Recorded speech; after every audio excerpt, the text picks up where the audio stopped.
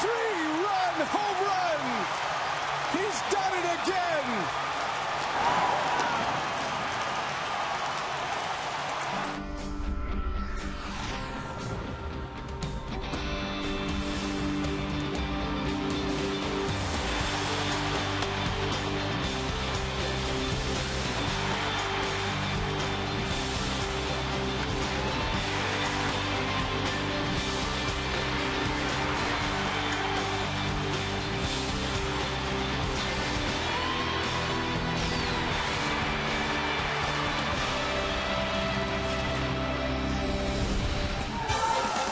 And the biggest pub in Wisconsin last night was the Brewers clubhouse, and ultimately Miller Park, a celebration that lasted for hours and hours, and a sellout crowd getting to witness for the first time in 29 years a division title. It has been a generation.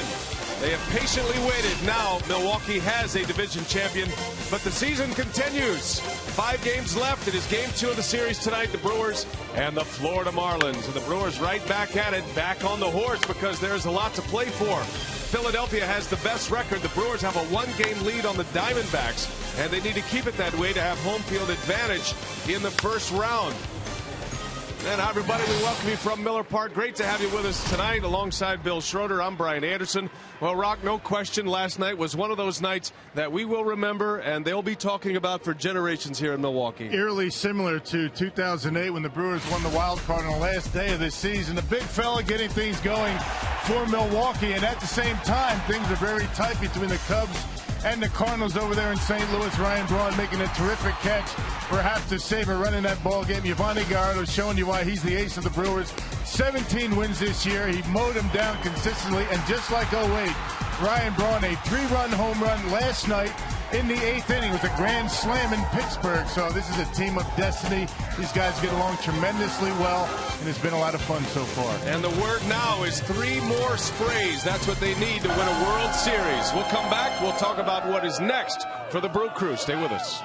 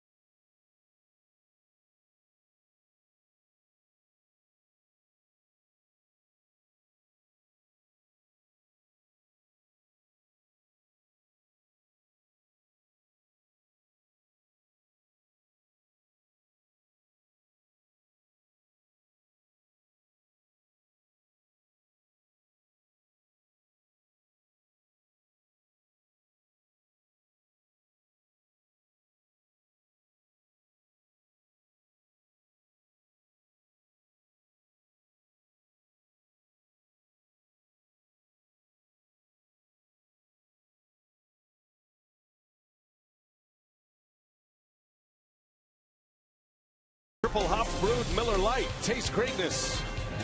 By Felco. For quality windows, siding, and doors, call 866-4FELCO. And by Menards. Save big money on all your home improvement needs at Menards. They are still in a festive mood and expecting another big crowd tonight at Miller Park as they push over 3 million, perhaps a franchise record for attendance. And Zach Greinke is on the mound tonight. Look at that record at Miller Park. He is 10-0. Can he go to 11-0 and make it a perfect run in Milwaukee this season? And we welcome you back on WMLW alongside Bill. I'm Brian, and Rock, let's talk about what's next now for the Brew Crew, because Ron Rennecke's looking at this, and this is no victory lap for the final 5 games. Ron Rennecke has a lot on his plate.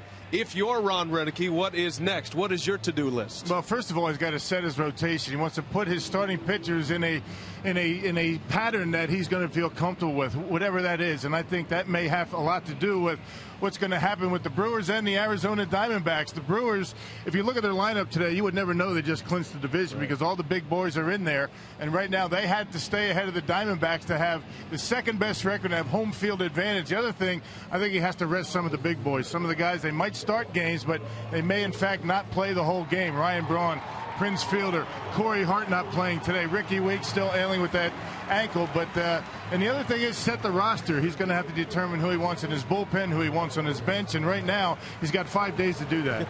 Well, Ron Rennecke took about 3 hours to enjoy that one last night, and now he is back at work, as are the Brewers. Game 2 against the Marlins. Greinke on the mound. Can he stay hot? The Zach Attack on WMLW coming up next.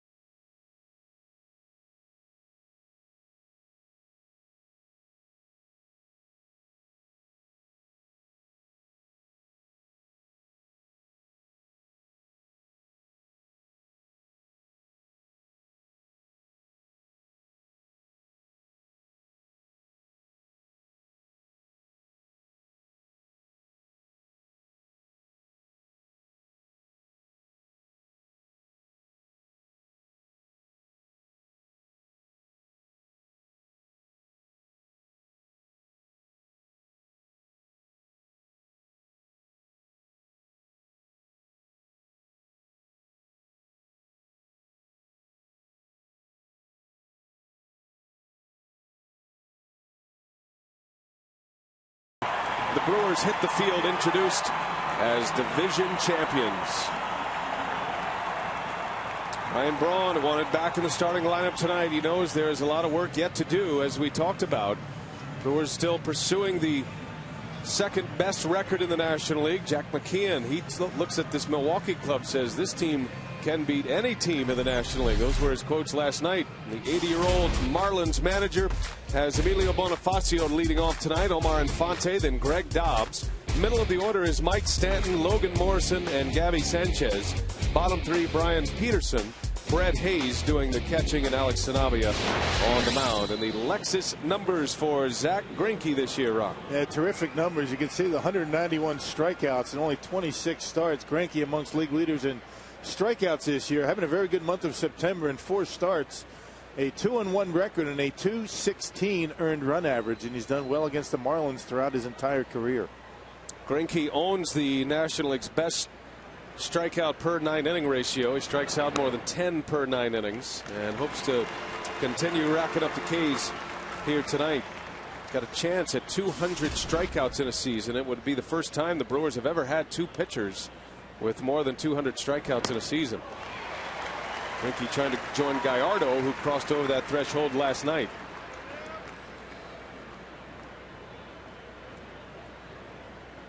Well, Greinke enjoyed the celebration last night, but he was one of the first out after a great party here at Miller Park, knowing that he has a very important start. He is moving his way towards his first postseason start of his career. He is excited about that, and that's one of the reasons why he scratched the Milwaukee Brewers off of his no-trade list. He saw in the Brewers a team that has a chance to go to the postseason, and he was right.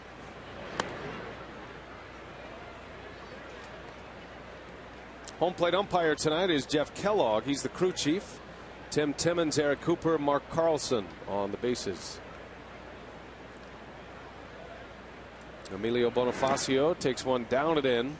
2-2 on the Marlins leadoff hitter. Had a good night last night. The Marlins with 7 hits total. Bonifacio had 3 of them. He's a pretty good leadoff hitter. He can steal base. He's got 39 of them. He's got a pretty good approach for a leadoff hitter. Just slaps that ball into the outfield. And a bouncer over to Taylor Green, getting the start for Ricky Weeks. And 1 away. Let's give you the rest of the Brewers defensively, courtesy of Menards. Braun, Gomez, and Morgan in the outfield. McGee, Betancourt, Green, and Fielder go around the horn, with Lucroy catching Greinke. So no Corey Hart in the starting lineup, and no Ricky Weeks, but the others are in there. Prince Fielder, Ryan Braun, all stating that they wanted to play tonight. Now, last night, Fielder said he was taking today off. That one's hit well to left. Back is Braun looking up, and it is up and out of here. A home run. Omar Infante with a home run, giving the Marlins a 1-0 lead here in the first inning. Infante, one of those guys you don't expect a lot of home run power. Only his 9th this year. But he will ambush fastballs, and that's what Greinke gave him. Yep, middle in up, and Infante able to get the bat head out and knock it out of here on a line. And the Marlins take a quick 1-0 lead. Well, it was Infante who shocked the Atlanta Braves last week. Had a game-winning home run against Craig Kimbrell. Turned a fastball around as Greg Dobbs singles into left field. So the Marlins aggressively after Greinke, swinging away early in counts. It's produced 2 hits to the first 3 hitters. Well, that's what Zach likes to do. He likes to get ahead with the fastball, if you will allow him to do that. And then he tries to get you out with the breaking pitches, and he's got 4 pitches altogether that have been working for him very well in this month. Matter of fact, ever since the All-Star break. Fastball, curveball, slider, and change, all been good pitches. And here's Mike Stanton. Great matchup of power here with Greinke and Stanton. Stanton with 34 home runs.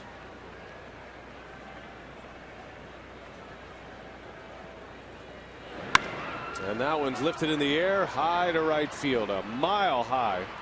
Nigel Morgan makes the catch, out number 2, as Stanton is a little late on Greinke's offering. 2 gone in the first inning. Yeah, just missed that one. That was a fastball right down the middle, and Stanton almost hit one out to center field last night on the line. At the top of the center field fence. Just got under it.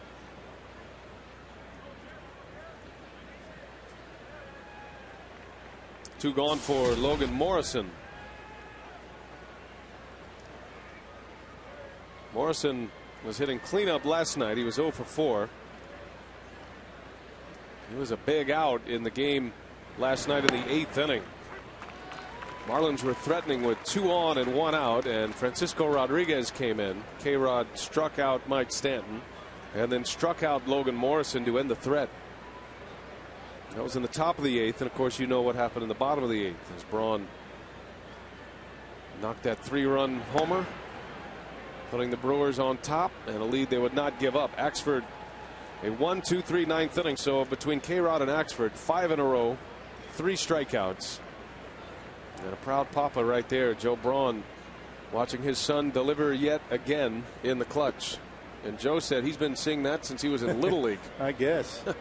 Yeah, Joe and Diane, parents of Ryan Braun, in the stands last night. Got to be a big thrill for him. 2008. There's Diane on the right. 2008 and 2011. Ryan Braun with dramatic 8th inning home runs to put the Brewers over the top. Never gets old, does it? Not at all. It's a great moment, and I love the comments from Ryan Braun, our post-game show on Fox Sports Wisconsin last night. We were able to catch up with a lot of players, and at multiple times throughout, before and after they clinched the division. Every question to Braun about his season, his home run, he deflected it, talked about the team and what a great group this is to play with, and a great manager to play for, and refreshing comments. And I didn't get the sense, I don't know about you, Rock, you were in the clubhouse, I was outside, but I didn't get the sense that they feel like this is as good as it's going to get. Yeah. There was a little bit of a tempered attitude that they know they have more to come. They hope they have more to come anyway. Well, no doubt about that, and I think that was that has been evident since the beginning of spring training. I think that they realized they had something special here. All started in the offseason, picking up that pitching. Greinke and Markham. They added some pieces as the season went along this year, and you just look at the Brewers starting lineup tonight. It doesn't give you any indication that they're satisfied with where they're at. I mean, they have more work to do, as we mentioned on our open tonight. Just the beginning. 5 games to go. The Pirates will be here Monday. It's a 3-game series with Pittsburgh. I think the Brewers, more than anything else, trying to avoid what has happened to the Philadelphia Phillies since they clinched. The Phillies, they cannot break into the win column. Phillies started play today, having dropped 6 straight since they clinched. That one misses down and in. Greinke walks Logan Morrison. I don't think anybody's really panicking at this moment in Philadelphia, but once you turn that switch off and let your guard down a bit, sometimes it's tough to recapture it.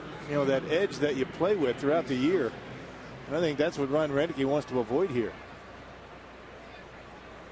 I remember what happened to the 2008 Cubs.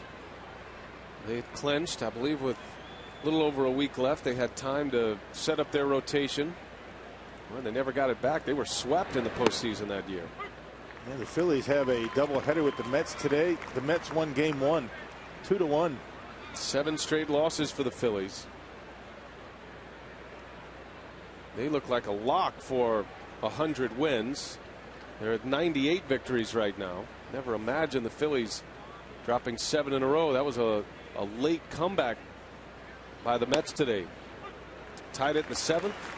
Took the lead in the 8th.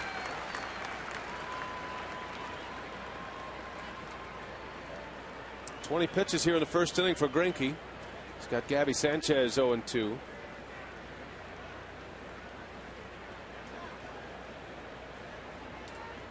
Two hits and a walk in the inning. Infante with a home run. Sanchez takes a ball down and away. I guess you never want to be the starting pitcher the day after you clinch the division. Just like you don't want to be the starting pitcher last day of the season with nothing on the line. But you got to figure out a way to keep that focus. This could very well be Greinke's last start before postseason. Probably will be. Greinke already had his game face on last night before he left, preparing for the start today. And a swing and a miss. Greinke strikes out Sanchez to end the inning. Marlins get a run. They strand a pair in the first. Omar Infante with a homer. And now the Brewers coming up.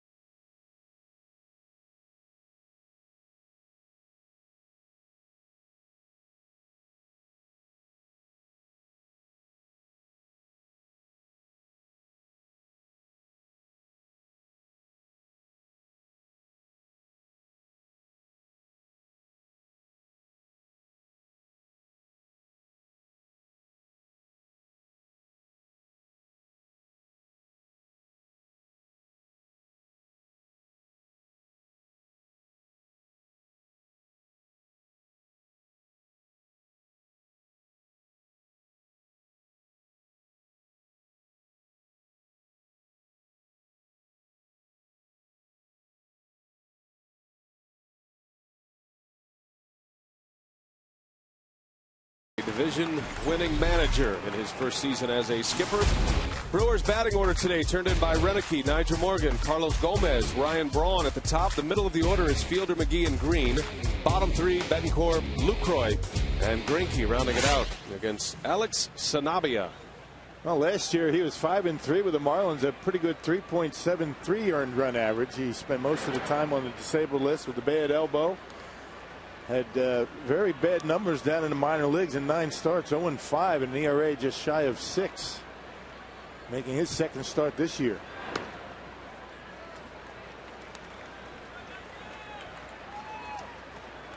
Alex Sanabria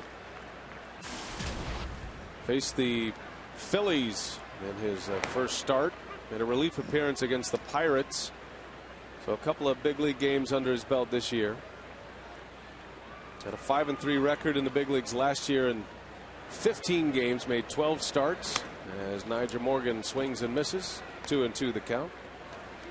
And only Nyjer Morgan, has faced Sanabria in the past. I mean, the only guy on the Brewers roster with any experience against this guy.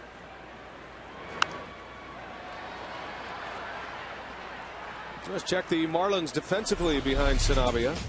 Brought to you by Menards. Logan Morrison, Brian Peterson, Mike Stanton in the outfield. You got Dobbs, Bonifacio, Infante, and Sanchez around the horn with Brett Hayes doing the catching today.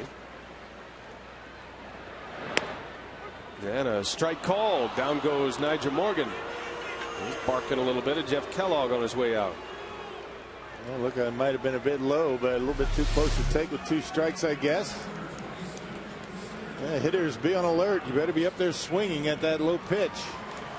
So now he's got a decent sinking fastball and a very good changeup, according to Dale Swain.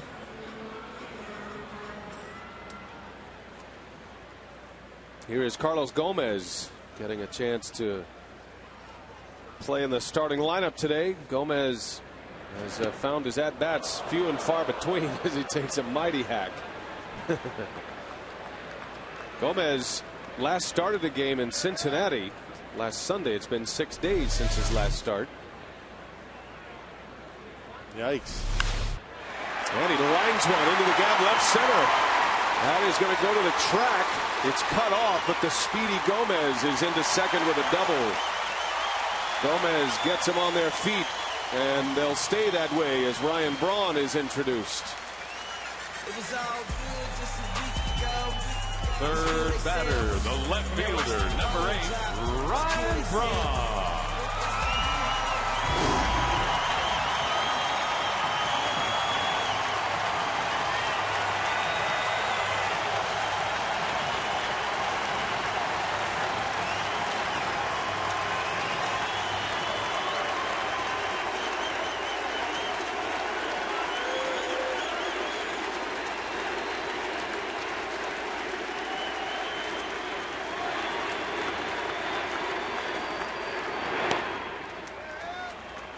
What an introduction.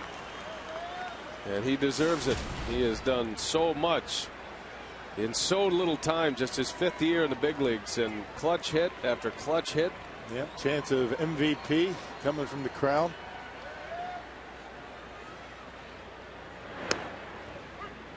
Well, they said it last night after the ball game. Just, you can't throw enough accolades Ryan Braun's way. Yeah, he and Prince Fielder. Those 2 guys have been something else.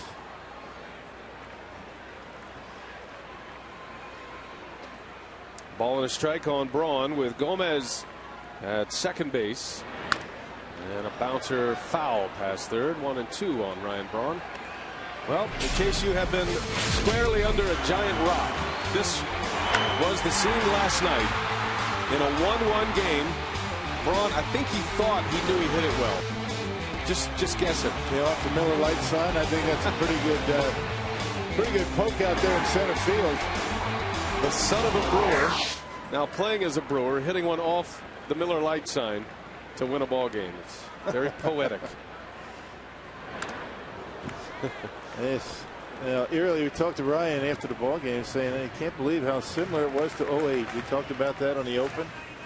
Everything seemed to play last night just like it did back in 2008. Brewers game ended, waiting for another game to finish, and then the celebrations. Oh, and Ryan Braun with the big home run in the 8th. Ball and 2 strikes on Braun, and that one misses away. Ryan also had a great catch yesterday, a big catch, big play in the ball game, showing off all of his skills, his great speed, his power. Ryan still has a chance to win a batting title this year. He would become the first in franchise history to do it. He and Jose Reyes currently tied for the top spot to begin play today.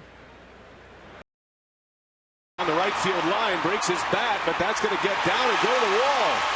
Gomez will score easily. Braun thinking about third. He's on his way, and the throw is high. Braun safe. How about that for an answer? An RBI triple for Ryan Braun. We're all tied at 1. Yeah, broken bat, and he hit one almost to the warning track down in right field. Oh, that big long bat, he gets the good leverage. And fastball in, the bat breaks right in the half. He's got nothing but the handle left. And look how far this ball goes, all the way down in the corner in right field. Standing with a big arm out there in the outfield, and Braun is still able to make it into third base. Gomez doubles, Braun triples, all tied at 1, and now Prince Fielder coming up. Infield in for the Marlins.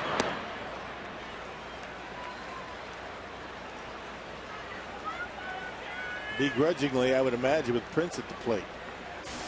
That puts a first baseman and a second baseman in a touchy spot. A little vulnerable.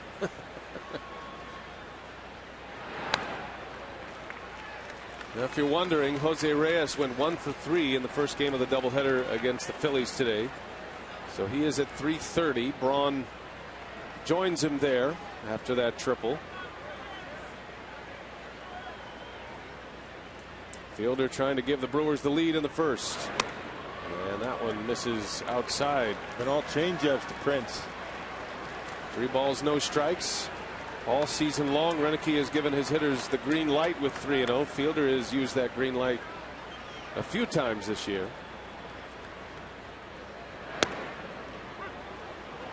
There's that low strike again. Jeff Kellogg has rung it up twice on the Brewers.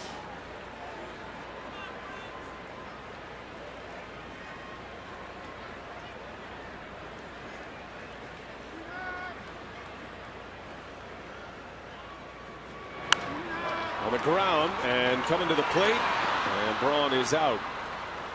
So the infield end works for the Marlins. Fielder reaches on a fielder's choice. He's pursuing an RBI title this year. Matt Kemp has been on an RBI binge.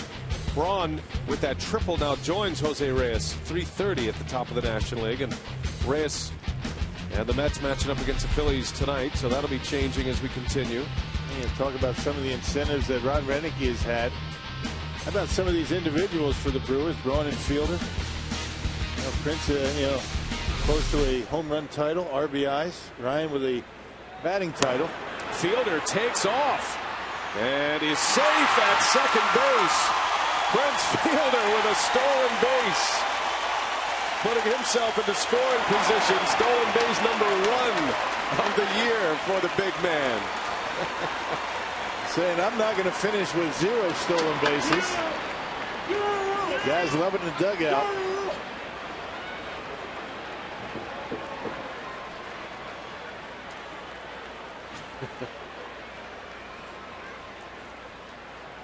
Well, he's in scoring position for Casey McGee. On the ground to third, tough hop. Dobbs makes the play to end the inning. Braun triples in Gomez. Fielder with his first stolen base of the year. More fun at Miller Park.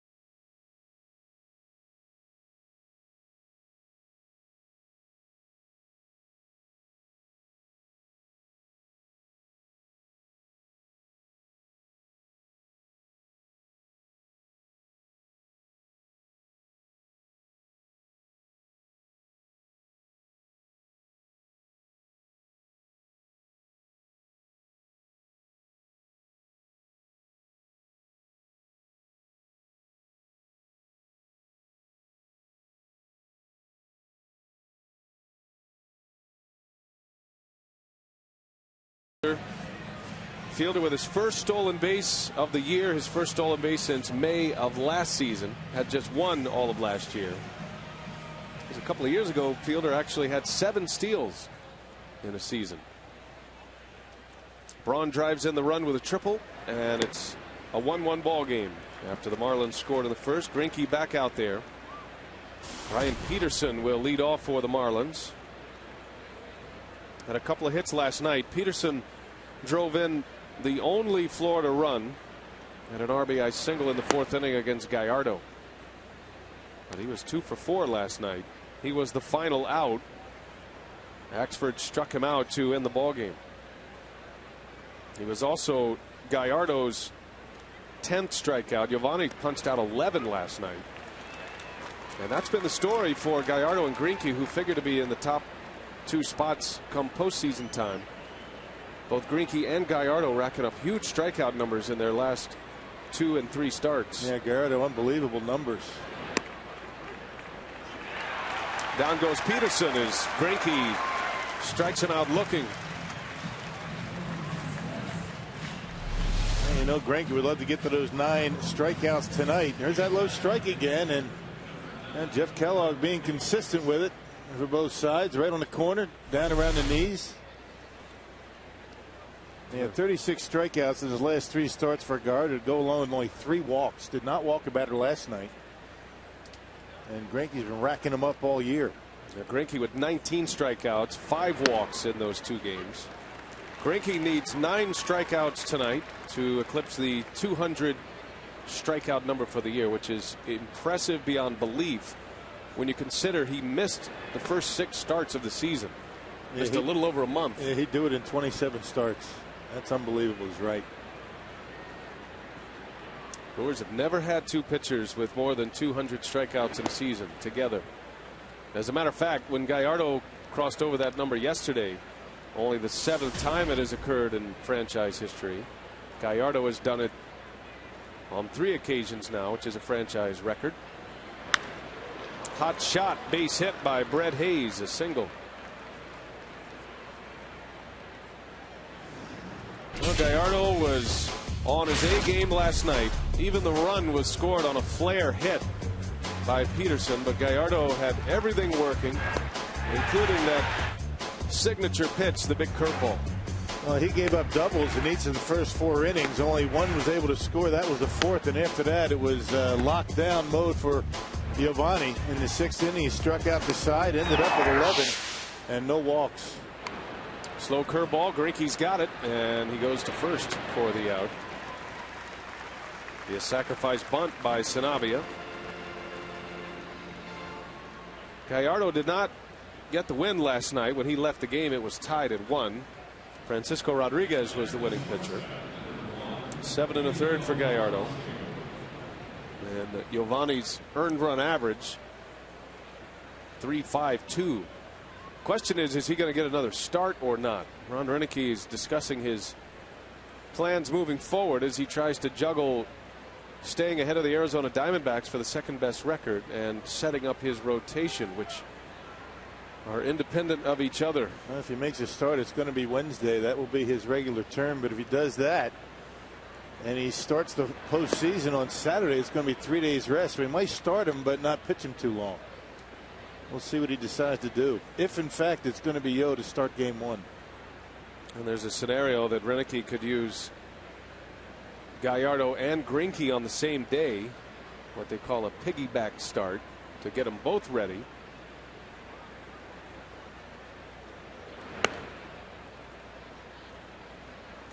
Nice problems to have, aren't they? Yeah, sure. And wondering who you're going to have to start the postseason. But a few questions to be answered before next Saturday. Greinke falling behind Emilio Bonifacio.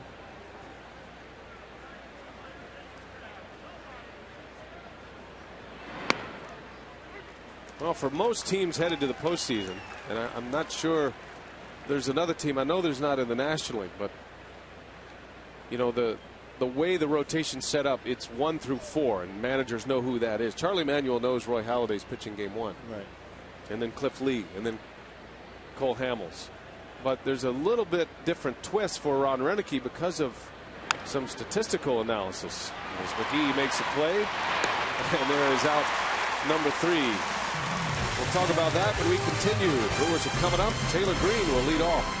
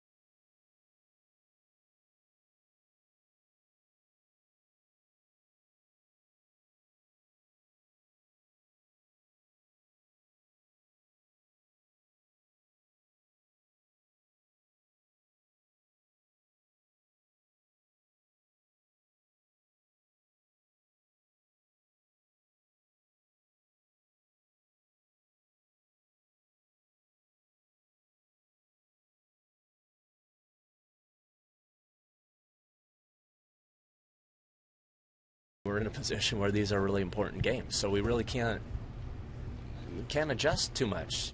We're talking about a lot of things. There's a lot we need to work out. I think the last 2 games especially, we're talking about working them out. We'll go day by day, but we have a plan. We just sat down and talked about it. We'll have a plan on what the options are, but we're going to go day by day. And then we know if we get to a certain spot what the options are that we can do. That is an absolute clinic, how to say something without saying anything at all. Politician right there. That was beautiful. Running for president. And he told us the same thing, so Man. he doesn't want to talk about it, because obviously there are psyches involved. There are, you have to think about the other side of it when you're talking about moving a Greinke or a Gallardo up, like we're speculating. Dealing with the press 101 right there. That was textbook. And he has been great all year in that regard, because it's not that he speaks the truth, he does, but he wants to make sure that his players are covered first and what they hear, and everybody's kind of anxious to know what his plan is, so they keep it close to the vest for now. See, he ran out of excuses, though. I mean, he can't say it. Let's wait till we clinch to answer the questions, but it's great. You're right. I mean, you got to keep things close to the vest for a little bit. Taylor Green pops it up. And this will be Bonifacio to make the catch for out number 1. Yeah, during Majestic Athletic Walk-Off Wednesdays, fans who purchase a Majestic name and number T-shirt will be eligible to win an authentic Majestic Brewers jersey if the player on their T-shirt hits a walk-off home run. Only on Wednesdays. The thing about Renicky, there are a lot of managers. I mean, I can think of very few who actually are polite like he is. Most of them just kind of bite your head off and say, you're on a need-to-know basis. Right. We'll let you know when we're ready to tell you. But he kind of stands in there and smiles and doesn't say anything. Out number 2 is Betancourt on the first pitch. Well, you got 2 episodes of The Big Bang Theory. Back-to-back, The Big Bang Theory, weeknights at 6 and 6:30 here on WMLW. What he's talking about, covering his players, is he wants to make sure that his starting rotation knows where they're going to stand in the postseason, when they're going to pitch, before he makes any announcements. You can't, make those announcements to the media and have it all over the place without his pitchers first knowing about it. Got to work through some things first. And to his credit, he and Rick Kranitz, while they've had a plan in place in their own minds, they haven't come together because they wanted to wait till they clinch. You certainly didn't want to go through that last night. So they spent a good part of the day mapping out the rest of the season, and now I think they are in the discussion with the individual players that affects phase of this conversation. And I think a lot of it has to do with where the Brewers are going to start the postseason, whether it's on the road or at home. You figure Greinke would be the ideal guy to pitch at home here. Lucroy, a little soft liner to second base. 1-2-3 inning. We head to the third from Miller Park, all tied at 1.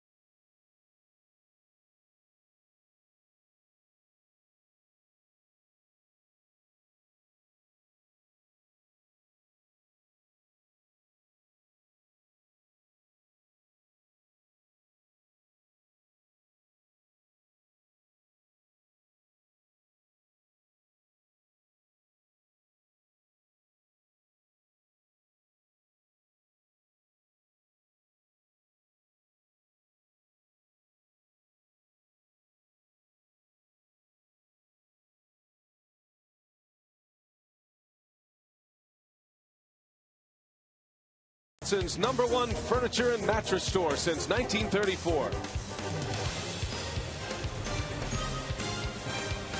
Packed to the brim once again, Miller Park. And the roof is closed on a cool Saturday night. Most valuable beast, Ryan Braun. That's a good one. A lot of signs, having a lot of fun with the fans here. All tied at 1 as we go to the third inning from Miller Park. Omar Infante leads off. He homered against Greinke his last time up. Jumped on the first pitch. Greinke gives him a breaking ball this time on the first pitch. Yeah, you got to be watch out for these Marlins. They like to hunt fastballs early in the count. Well, Greinke's got an arsenal of pitches that he can use early, including that curveball right there. It's always good to be able to throw that 1 ball, no strike curveball for a strike.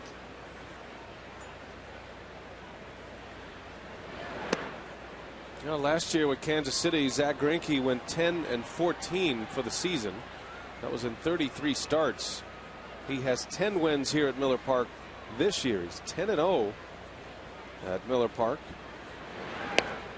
And swing and a miss. Another curveball by Greinke. Greinke has won 10 out of 13 starts at Miller Park this year. And as Rock brought up last inning, one of the issues at hand for Ron Renicky is these stats that play on the splits for 2 starting pitchers in particular. As Greinke strikes out Infante, that's his 3rd K. Well, you know the 4 starters in the postseason: Gallardo, Greinke, Markham, and Wolf. But the numbers for Markham on the road and Greinke at home are the 2 numbers that makes it more than just setting up your rotation 1 through 4 for the postseason. And although Giovanni's been excellent at Miller Park, it really doesn't matter where he pitches, or Randy Wolf. So that's what Ron Renegie's talking about. You know, not really, you know, giving away too much because he's not sure, you know, where the Brewers are going to be starting the postseason, and that will determine perhaps who's going to be pitching when, which further complicates things.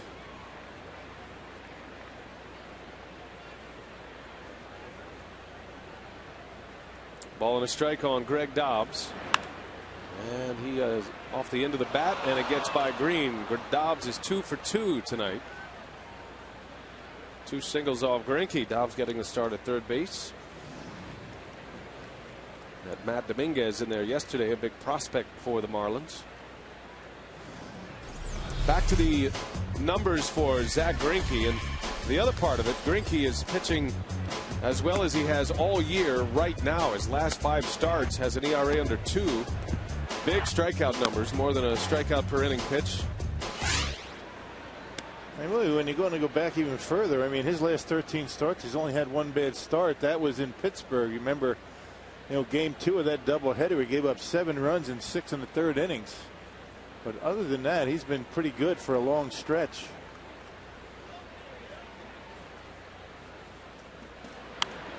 Well, the movie Moneyball is out, based on the best-selling book Moneyball, which is about the 02 Oakland Athletics and Billy Beane, their general manager. And there's a lot of that going on with the Brewers. The game has changed a great deal because of the statistical analysis and breaking it down. And the Brewers have a full team in their baseball operations department that certainly deserve significant credit for what has happened this year, but they break down the numbers. Is it just road and home? Is it last 10, last 15? Is it lately? So they're putting all of these numbers out there and trying to figure out a trend or anything they can pick up that might help performance. Yeah, that's where all those scouting reports come from, that get to the coaches who break them down further, and then finally to the players where they position themselves defensively, how Lucroy and Greinke are going to work this lineup tonight. So yeah, behind the scenes a lot of good work has been done preparing these guys every night. Stanton draws the walk, and Greinke in a bit of trouble here in the third with 2 on and 1 out. Well, you take a look at the top 3 starters for the Brewers, Greinke, Gallardo, and Markham, and you see what they've done recently. Greinke in his last 5, Gallardo covering his last 4, has a couple of wins, and then Markham in his last 8, a losing record but an ERA at 2.5. Man, just notice the 3 of the walk totals right there. Hardly any walks for any of the 3 of them, and that's why you're going to have the success.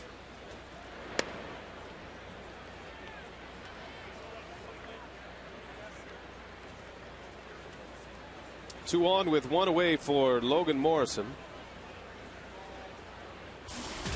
He drew a walk in the first inning.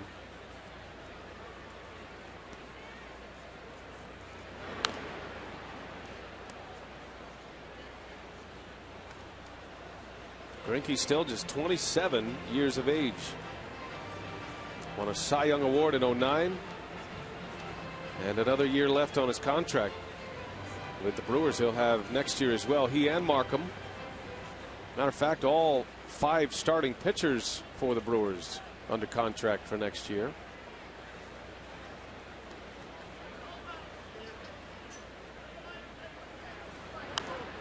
I think Doug Melvin's statement at the beginning of the season that we're all in was a little bit misconstrued. I mean, the Brewers are all in. You're all in every year.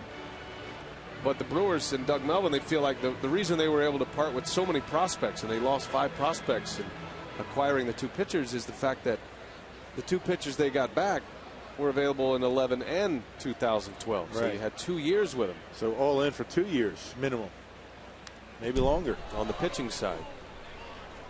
The big free agents will, of course, be Fielder and Francisco Rodriguez. But it's a ball club that is built around pitching now, which you can't really say has been the case since the 1982 Brewers. And even that club was known as Harvey's Wallbangers. They were known for their offense. Morrison, did he go? No, he didn't. Able to check his swing, says Mark Carlson, and it's 2-2. Yeah, that's the pitch that gave Morrison all kinds of problems in last night's ball game. 3 strikeouts, including the strikeout in the 8th inning from K-Rod. They pitched just like that, breaking pitch. Better be careful with his fastball. He can hit the fastball, but that breaking pitch down in the zone, that's the one that gets him out. Greinke racking up a lot of pitches early. And the 2-2's in the dirt. So 3 balls, 2 strikes on Morrison. We'll see if Jack McKeon will send the runners here.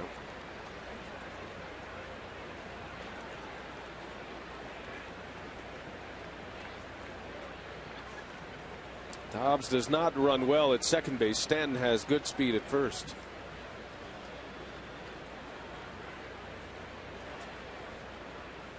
Full count, 1 away.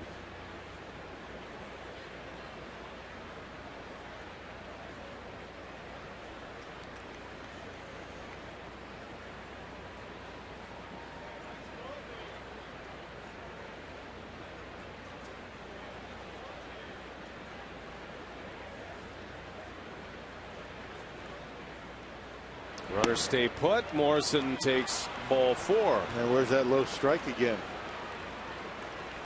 That's been a strike, you know, in the early part of the game, maybe a little bit inside, but well, Jeff Kellogg's been calling that a strike.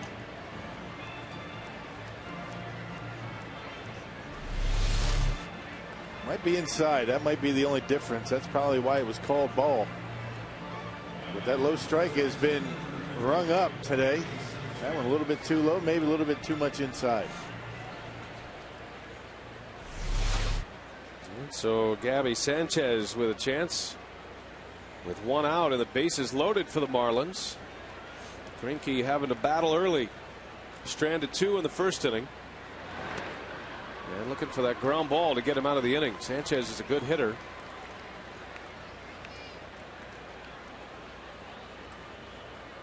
Got very good opposite field power. Gabby Sanchez got a double into the gap in right center last night. Sanchez has grounded into 17 double plays this season. That's the most on the Marlins this year. And there's a fastball that missed. 2-0 is the count. And Greinke with a long stare in at Jeff Kellogg.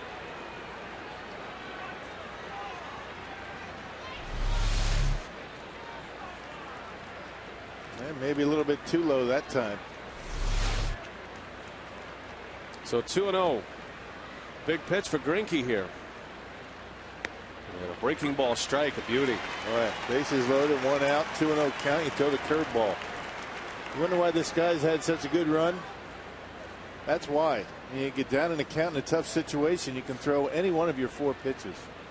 That's got to leave Sanchez thinking at the plate. If he throws a 2-0, will he throw a 2-1? The fastball breaks his bat. Greinke to the plate. Off balance. Lucroy finishes. Double play.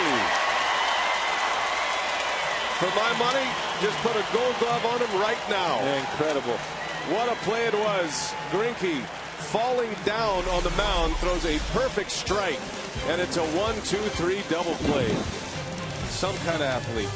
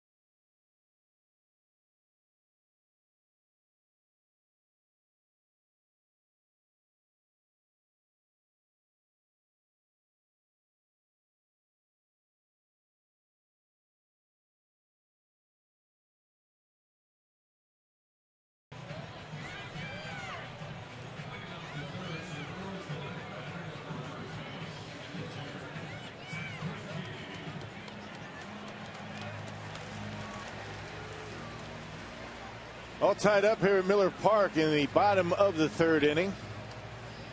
And just a reminder, for just $16, get one Terrace Reserve ticket to select Wednesday Brewers games and one 2011 adult admission ticket to the Harley-Davidson Museum.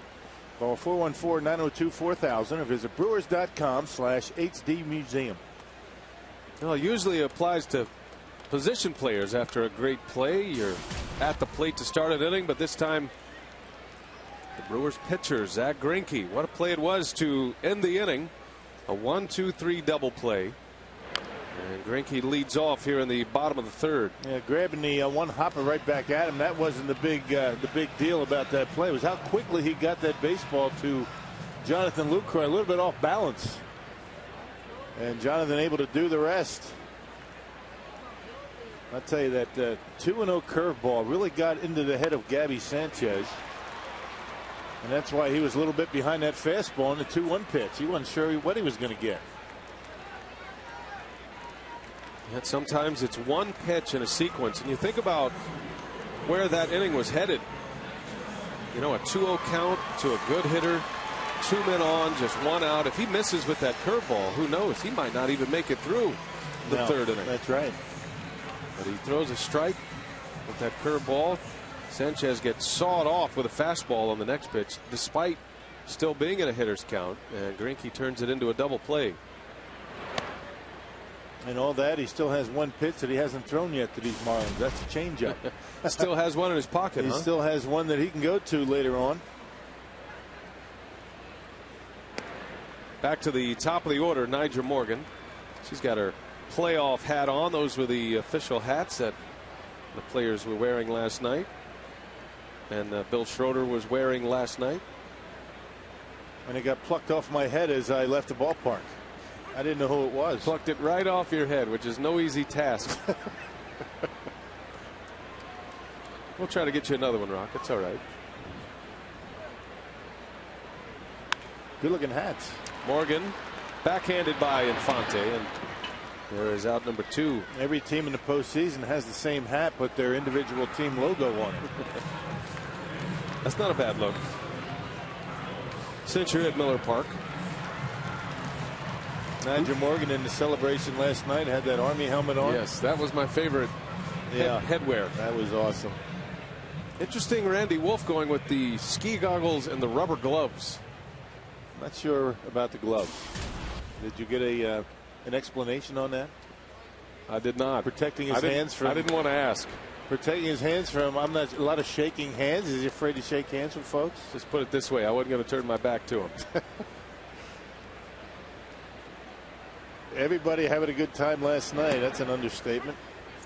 Yeah, we showed up to the booth today, and we still have some of the remnants of the celebration from last night. Some of the confetti that fell from the rafters. Just a great scene. Fans at the ballpark didn't want to leave. And why would you? First divisional championship in 29 years.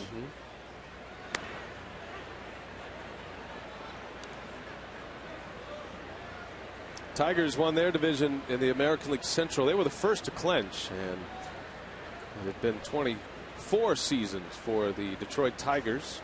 Brewers with the longest drought. Gomez down the line, and let's watch him run. That's going to go to the corner. Gomez on his way to second, and he's going to stop at second base. Didn't want to. Carlos Gomez having some fun tonight. He has 2 doubles. Trying to show Ron Rinicky he is ready to go this year for the postseason run. Boy, and having a good time with the beast. There it is, a sinker, and Gomez able to pull the hands in. I tell you, Gomez can hit that ball in on him. No doubt about that. Right down the line, and Gomez was thinking 3. Any kind of a problem out there by Morrison. And Gomez was going to be heading to third base. He put the brakes on. Back he goes. And here's Braun. One of the lasting memories I have this year is of Carlos Gomez coming back from the broken collarbone. He was doing his rehab work, and he was running the bases. Nobody was in the stands. It was long before batting practice. Sounded like a horse at the track.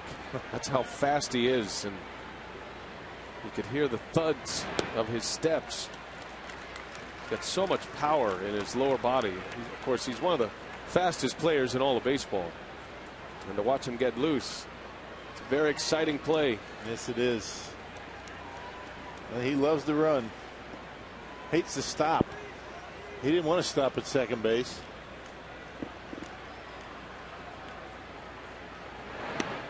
The Brewers have a lot of hitters in their lineup, the kind of hitters that you stop and watch, take batting practice. Gomez is one of those guys you stop and watch run. And when he was doing his workouts and his sprint work, trying to come back from the injury, and he was doing it every day, there'd be 4 or 5 players out there just watching him run. Way inside, Braun draws a walk. So Sanabria issuing a walk here. 2 on with Fielder coming up. And none of those pitches really close. Even at 3-0 count, way off the inside corner. Asking for trouble, loading, bringing Prince Fielder to the plate with a couple of men on.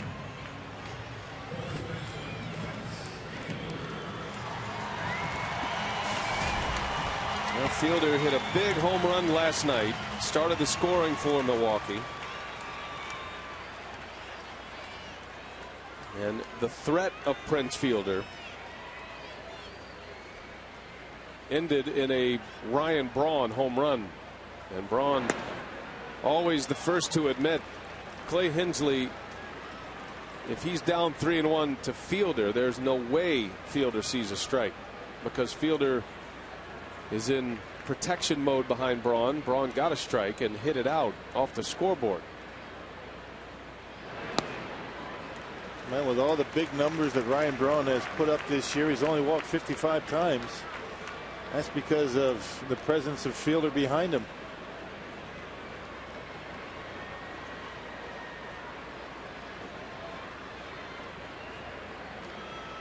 Fielder with a chance with 2 on, and he takes a ball down and in. 3 balls, no strikes. Again, Fielder ahead in the count, 3-0. Casey McGee next.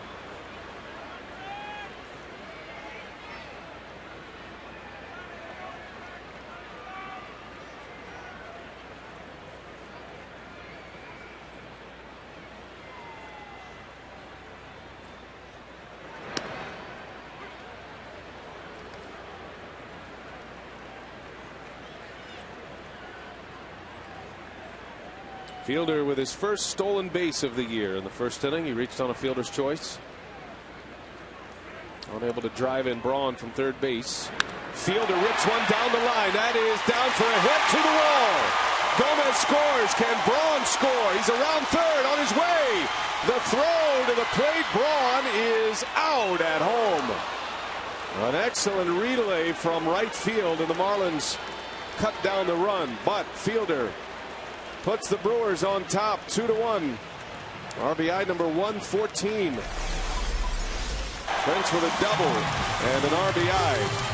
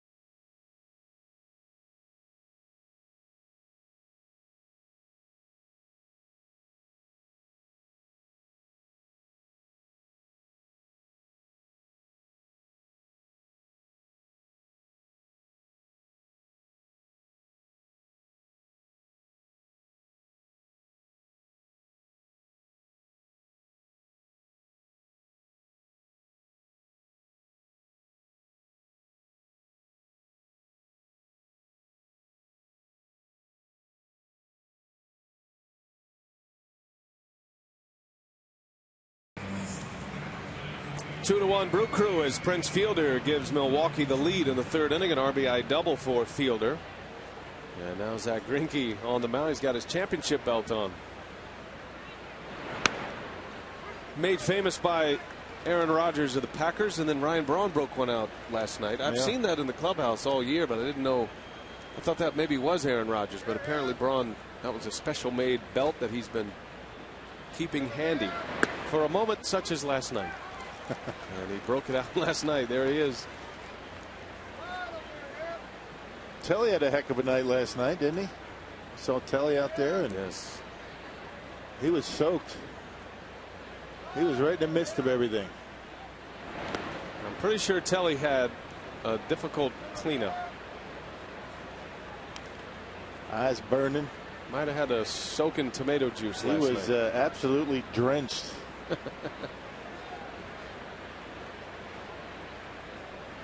We were kind of dry out there. Kind of avoided a lot of the. I got hit on the right side once. Collateral damage. Yeah, I went up to the dugout. It was a good spot.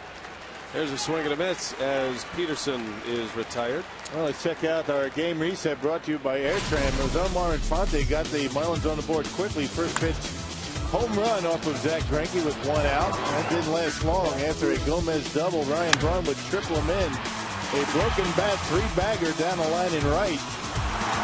And then in the third, after another Gomez double and a Braun walk, Prince Fielder with a rocket down the line in right. And Gomez was scared. Braun, he got thrown out at home plate. Not too sure you want Ryan Braun with two close plays at the plate already tonight.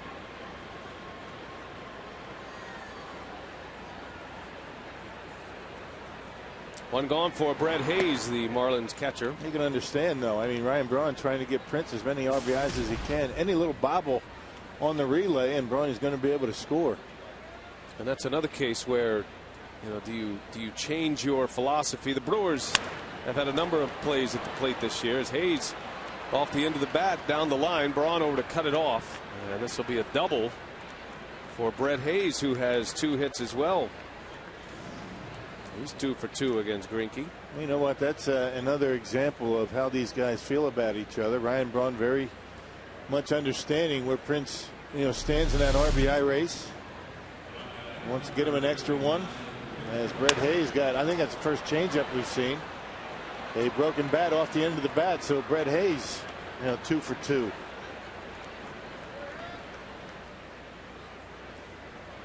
Just a little bit out in front and broke his bat. We'll see if the pitcher Sanabia is up there to bunt him to third. Had a sacrifice bunt his last time up, and he takes a strike. This is where Zach Greinke is at his best. He actually allows Ron Renicky, because he's so good defensively, he allows him to change his bunt coverage. He can allow McGee to stay close to the bag at third. Greinke treats these bunt situations about as aggressive as any pitcher I've ever seen. Yeah, he gets off the mound very quickly, and a lot of pitchers can't do that because they have to finish their delivery. Greinke can do it both at the same time. He can finish the pitch and then get off the mound quickly. That allows Casey McGee to stay close to third base, prefer a play over there. Sanabia not bunting, and it's a ball and a strike. I guess the idea here with a runner at second, Greinke has been given the order to cover the entire third base side on a bunt, where Fielder covers the first base side and McGee can stay back. I don't know why you'd bunt here, though. I mean, in all honesty, you've got a man at second base with one out. He squared around to bunt in the first pitch, and then they had a chat with him saying, no, we're not going to bunt here, just swing away. First and second, a little bit different. You do that, you drop the bunt down with the pitcher to stay away from the double play. That's not an issue here. 1-2 the count on Sanabia. Greinke has 4 Ks.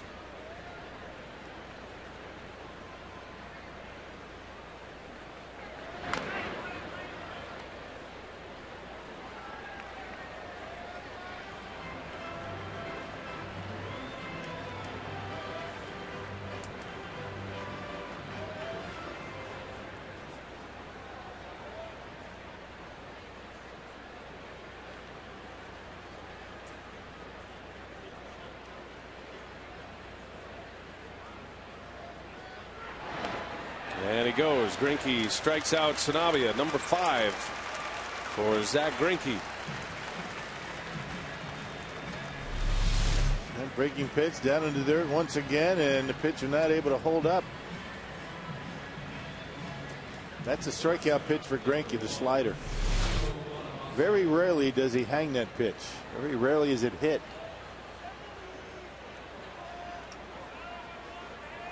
Two gone, top of the order. And a runner at second, Brett Hayes. Here is Emilio Bonifacio. Bonifacio has been playing mostly shortstop lately. Hanley Ramirez out for the season, shoulder surgery. Marlins aren't sure if Ramirez is going to make it back for opening day 2012 in their new stadium.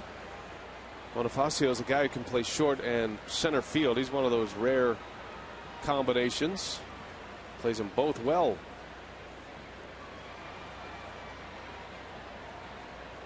Oh for 2 tonight, Bonifacio. And that one's in tight, almost hit him. Is that rosin all over his helmet? I would imagine. I'm not sure why you put rosin on top of your helmet, but I noticed that last night. Yeah. Maybe a tradition of his, maybe a superstition. Doesn't do you much good.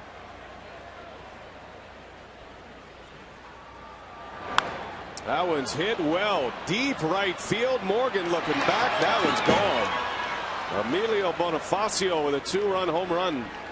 And the Marlins back on top. No rosin or not on the helmet. That ball was crushed. Only his 4th home run of the year. On a 1-1 pitch, and I think it might have been a slider. We were just talking that, well, I was saying that he very rarely makes a mistake with his slider. There's a mistake right there, right down the middle, and Bonifacio, not known for his power, drives that one way out of here into the Marlins bullpen. That's why he has rosin on his helmet. He feels good doing it. 3-2 Florida, and a couple of guys hitting home runs tonight you're not expecting much power from. Emilio Bonifacio and the man at the plate, Omar Infante. Producing all 3 of the Marlins runs. Infante down the line. McGee to his feet. And it is not in time. Infante beats it out. Close play at first base. And Ron Renicky is out for an explanation. And nice play by McGee on the backhand. And once he got up, made a good throw, but not enough on it. Infante runs pretty well. Casey able to get down, turn around, and Infante with good speed. Prince thought he might have had him, but this will give you an idea.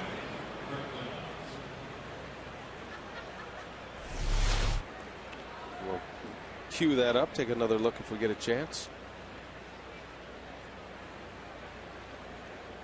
Infield hit for Infante. Here's Greg Dobbs, who has 2 hits tonight.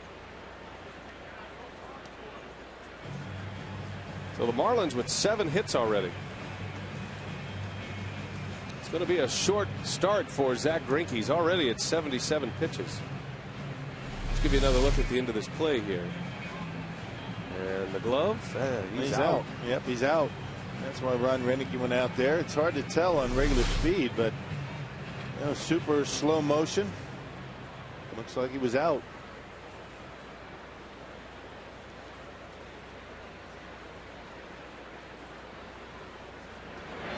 I mean, look at all the statistics as you look at, you know, each one of Zach Greinke's starts this year.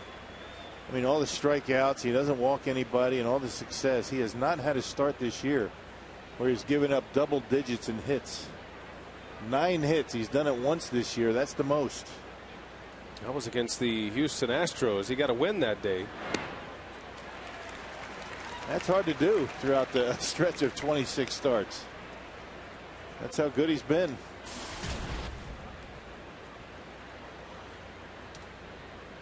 Well, you can go directly to Greinke's first win of the season to start to see the Brewers turn around as a team. That was back on the 9th of May. There's a swing and a miss. Greinke strikes out Greg Dobbs. And the inning is over. He strikes out the side, but the Marlins get a couple of runs and they lead 3-2.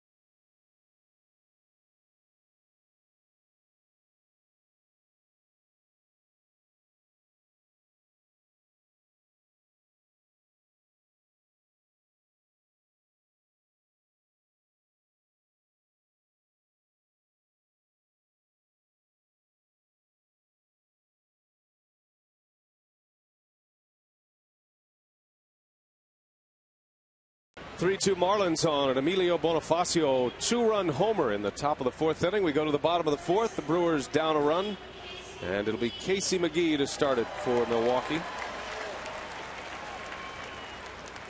RBIs tonight from Braun and Fielder in this game.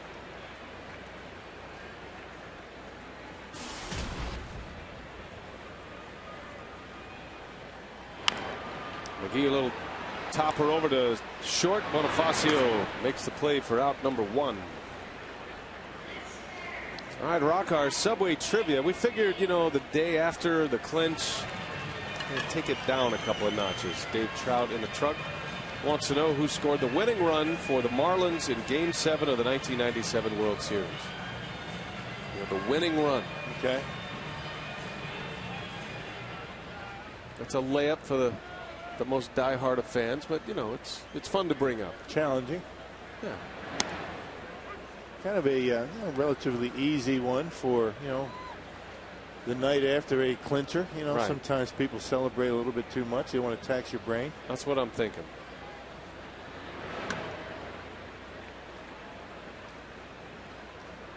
Well, Taylor Green before the ball game tonight was recognized in front of the big crowd, the Brewers minor league player of the year. The Brewers minor league player of the year and minor league pitcher of the year currently on the big league roster for the Brewers. Taylor Green and Mike Fiers were both out in front of the crowd, and they got a terrific ovation. Good to see the fruits of the Brewers minor league system here in the big leagues this year. Yeah. Brewers made some adjustments in their minor league system. Mike Guerrero, who's with the team right now, an extra coach, was named the AAA manager down in Nashville for next year. And there's Bruce Side and Reed Nichols as well, who runs the minor league system for the Brewers. I asked Reed today, I said, you know, do you feel like you had a successful season? Because you win a division championship, you've had a successful minor league season. That's right.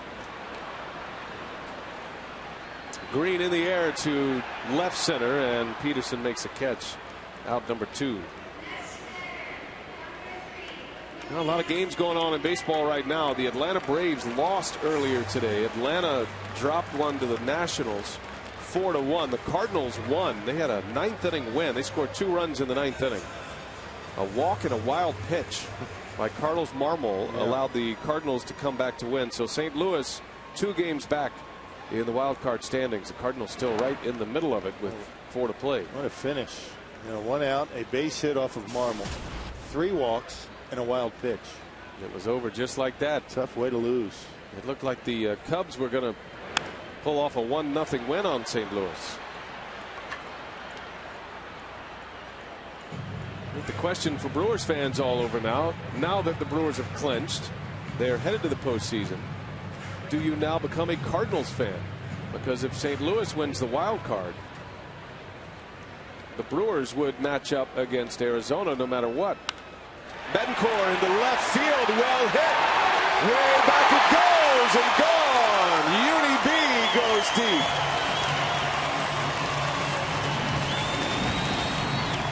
Betancourt with his 13th home run of the year. And he ties it up at 3 apiece. They've got to pitch up in his zone and tomahawk it out of here. Well, the pitch right after he hit one hard but foul. That was a slider that didn't do anything. It just spun up there, and Betancourt able to get the big part of the bat on it and hit a line drive in the second deck out and left.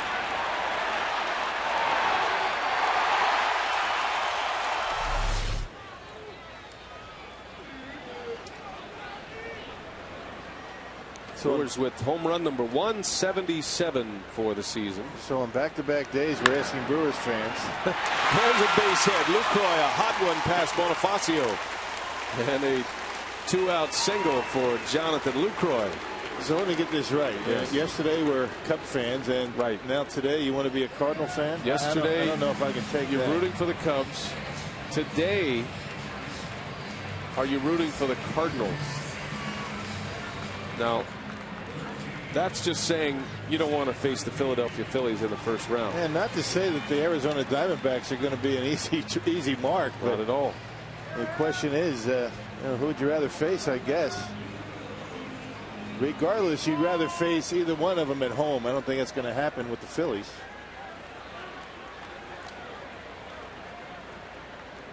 The Brewers cannot catch the Phillies. And Greinke on the first pitch pops it up. Infante squeezes it for the final out, but the Brewers tie it up as Uni Betancourt goes deep. Home run number 13 of the year. Now 63 ribbies for the Brewers shortstop, and we're all even at 3 apiece as we go to the 5th.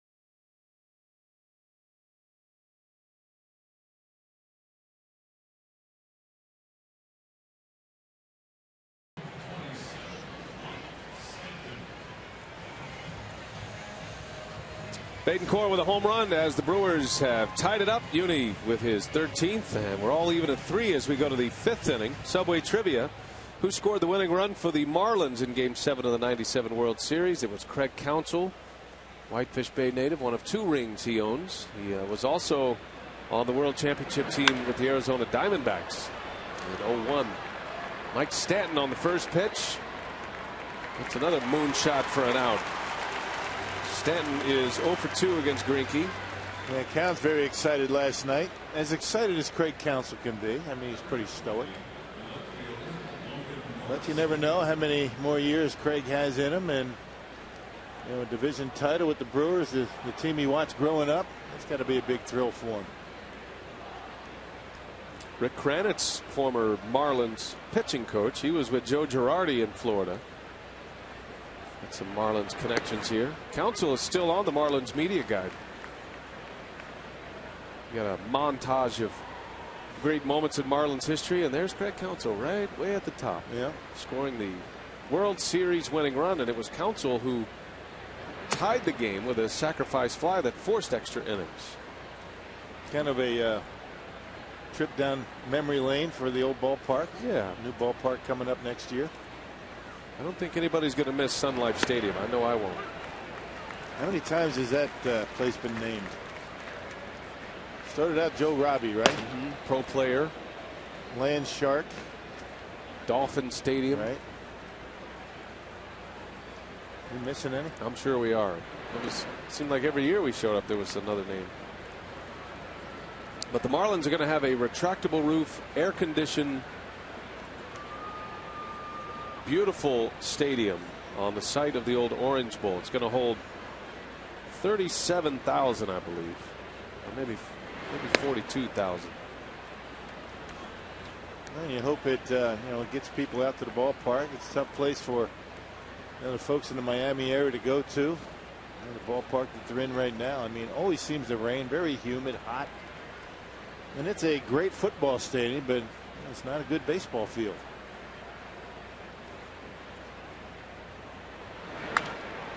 Line drive to right, base hit. Logan Morrison on base for the third time. A single to go along with 2 walks. Give you a sneak preview of the new Marlins ballpark. Boy, look at that. That roof comes back over and it actually provides a lot of shade. That's an atrium, a general common area for fans. So it's similar to the design of Minute Maid Park in Houston, as those rails go back with the roof. And it's going to be a great ballpark. We're looking forward to seeing it next year. As I recall, the Brewers do not go to Miami until late in the schedule in September next year. Yeah. So it could be a meaningful baseball for the Brewers at the new retractable roof stadium in Miami. Yeah, Brewers had 5 days in Miami last year, or this year. Broken bat coming in is Gomez, and there is out number 2, and a snap throw to first. Just back is Morrison. Gomez has a great arm. I think Morrison underestimated his throwing arm. Made it close at first base.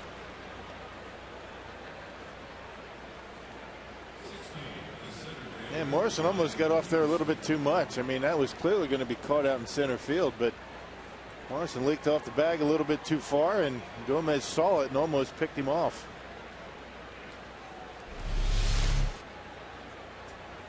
And he had to get back quickly. He made it close. Bang, bang. Tell you.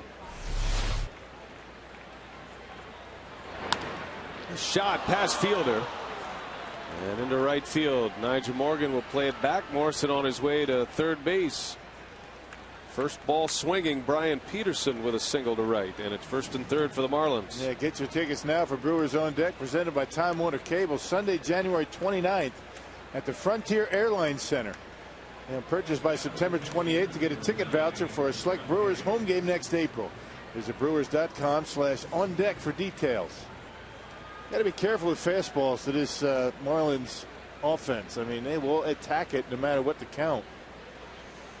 Not a very good off-speed hitting club, but they like the fastball, and they've just about every one of the hits that Greinke's allowed has been the fastball. A couple of sliders, but that's it.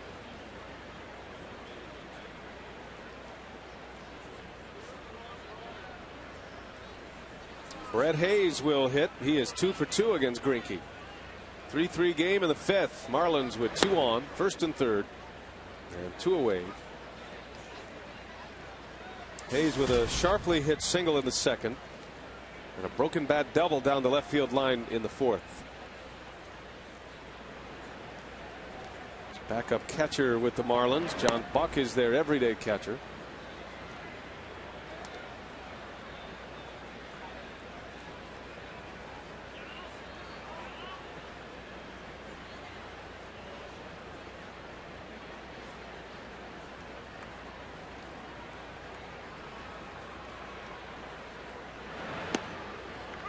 Breaking ball for a strike. 2-1. Remember the sequence against Gabby Sanchez. He fell behind him 2-0. Throw him a 2-0 curve for a strike, and then able to break his bat with a fastball. We'll see if Greinke does the same thing. Badenhop in the bullpen. Off speed from Greinke. It's 3-1. Yeah, got the pitcher on deck. The pitcher's spot anyway, but he's not going to hit.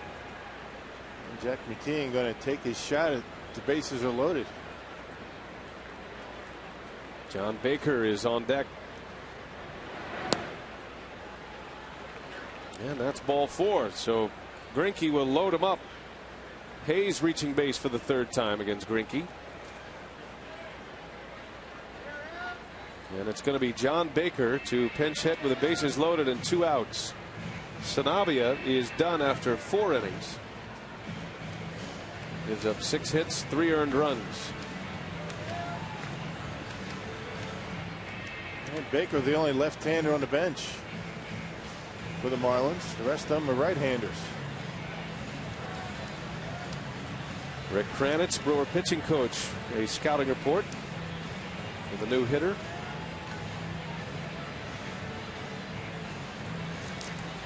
Rick Kranitz has done a nice job this year. Enjoyed our visit with him last night. Had the stogie working. A cigar aficionado, and Kranitz enjoyed the victory cigar last night. He was telling the story that, you know, when Ron Renicky was hired as manager, Kranitz was the minor league pitching coordinator for the Houston Astros. He had just taken that job when Renicky made the call, offered the job as the big league pitching coach. So from a minor league coordinator with the Astros to a big league division winning pitching coach. Yeah, the Rick Kranitz humidor in the coach's room got raided big time last night.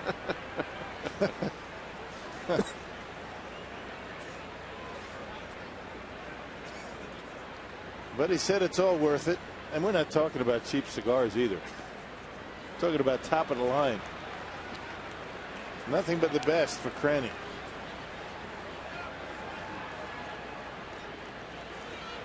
Kranitz would like to see Greinke get through this inning, but he's fallen behind the pinch hitter Baker. 2-0. Bases loaded, 2 outs.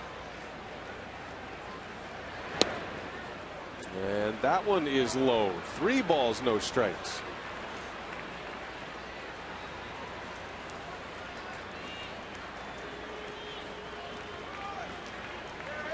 Greinke has given up 9 hits already. That ties a season high this year. And there's a strike. Not by much. Greinke has really battled tonight. You can pretty much understand. I mean, there's that low strike that Jeff Kellogg from time to time has been giving pitchers. An emotional roller coaster. Tough to be the guy on the mound today. He gets a fastball by him, and it's 3-2. Greinke with 4 walks to go along with the 9 hits. 13 base runners through the first 4 2/3. Very un-Greinke like.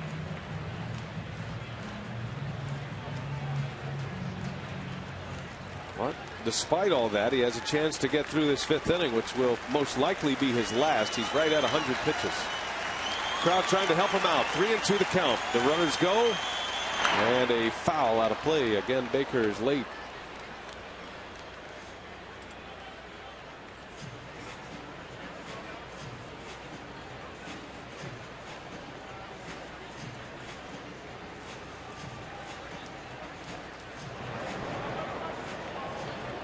Could be Greinke's last hitter is Cameron Lowe.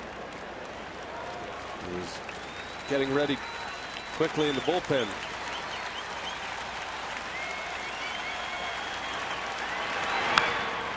No foul out of play.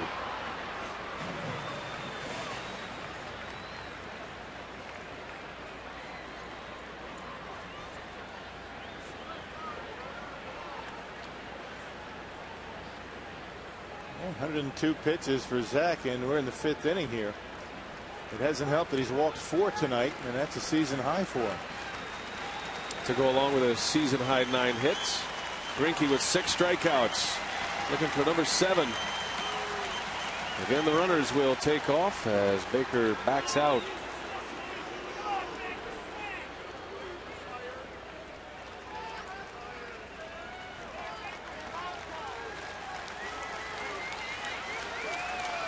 Three and 2. We'll do it again.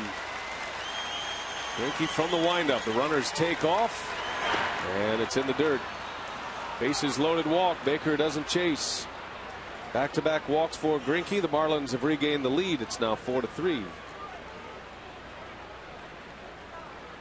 Well, you know, Ron Renicky would love to see Greinke finish this inning for no other reason that, you know, perhaps to get him a win.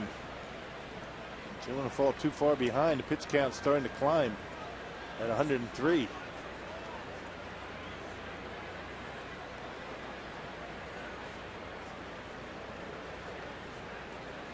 So back to the top of the order, Emilio Bonifacio, who homered in the 4th inning, a 2-run homer that gave the Marlins the lead. Greinke starts him with a strike.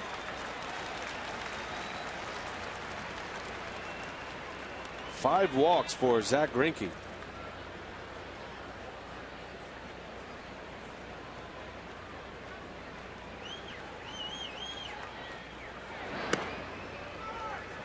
You don't expect a lot of power from Bonifacio. He had hit just 3 home runs until this cloud. in the fourth, number 4 for Bonifacio, and it was a no-doubter to the back of the bullpen.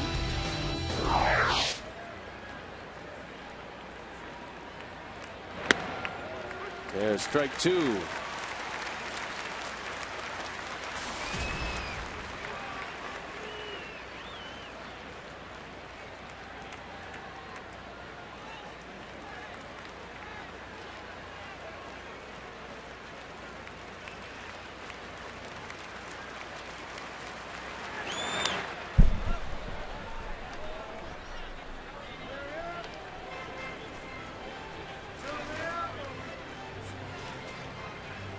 You don't normally see a lot of walks from Greinke. Got an update from Arizona. The Diamondbacks big early against the San Francisco Giants.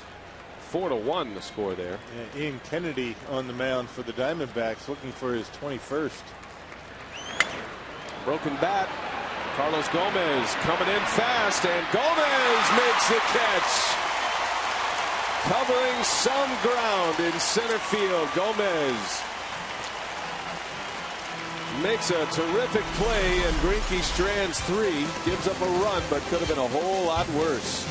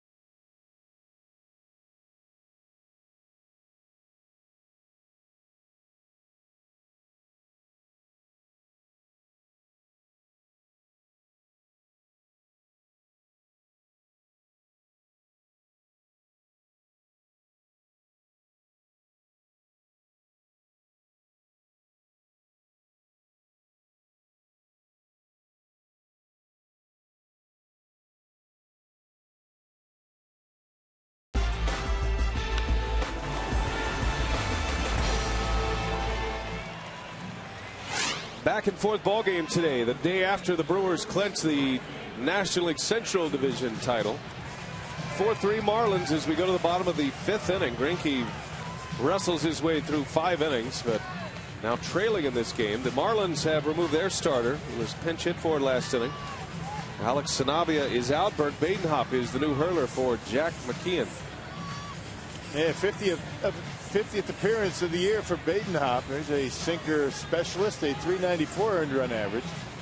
He's only allowed the 1 home run. That's why the way he keeps the baseball down. 51 punch outs and 61 in 2/3 innings. Top of the order, Nigel Morgan will lead off for Milwaukee. Zach Greinke with 5 walks, 6 strikeouts. You go back to the 2008 season, that's only the 3rd game where Greinke has walked 5 or more. He had a 5-walk game last year, early in the season. He did not have a 5-walk game in his Cy Young year in 09. And then in 08 had 1 game where he walked more than 5, had a 7-walk game early in the season as well back in 08. So it's rare indeed to see Greinke not be able to command. Issuing 5 walks tonight. Yeah, as much of a struggle as it's been, it's 4 runs in 5 innings. Brewers still have an opportunity to win this ball game, and Greinke actually could pick up a win. As I mentioned, it's tough duty for a guy going out there making a start after clinching a division title. Everybody having a good time, celebrating, and You got to go right back at it. So Morgan pulls one over his Infante, and a nice play to make the out. He's a good defender, Omar Infante. The pitchers are pretty much, if nothing else, routine oriented, and you know, Greinke was way out of his routine last night, and it showed. It affected him tonight.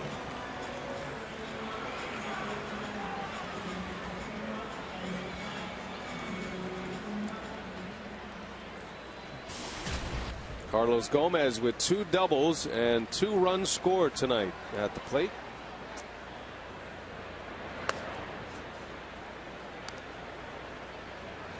Saw Takashi Saito in the bullpen.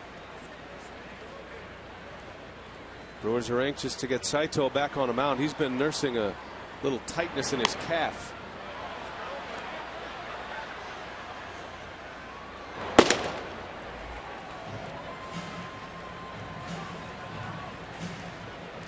Saito had said the extra days have really helped, and he could have pitched all this time, but Brewers haven't needed him to, so he's been able to fully heal. He hopes. He's a big part of the Brewers' plans for the postseason. Gomez into right.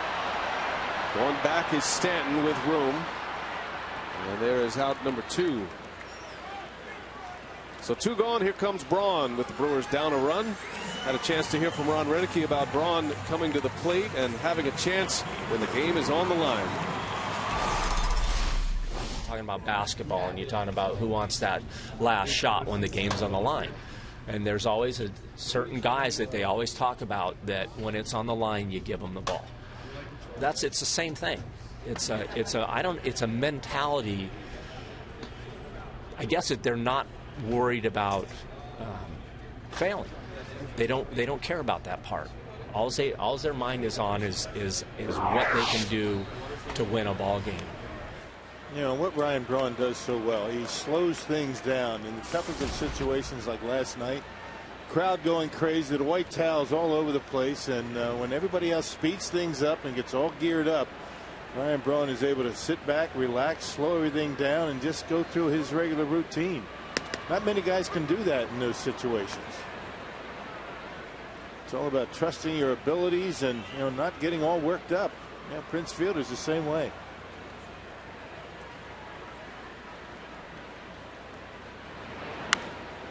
Braun down the line, foul. I like what Renicky said about the other side of it, though, you know, because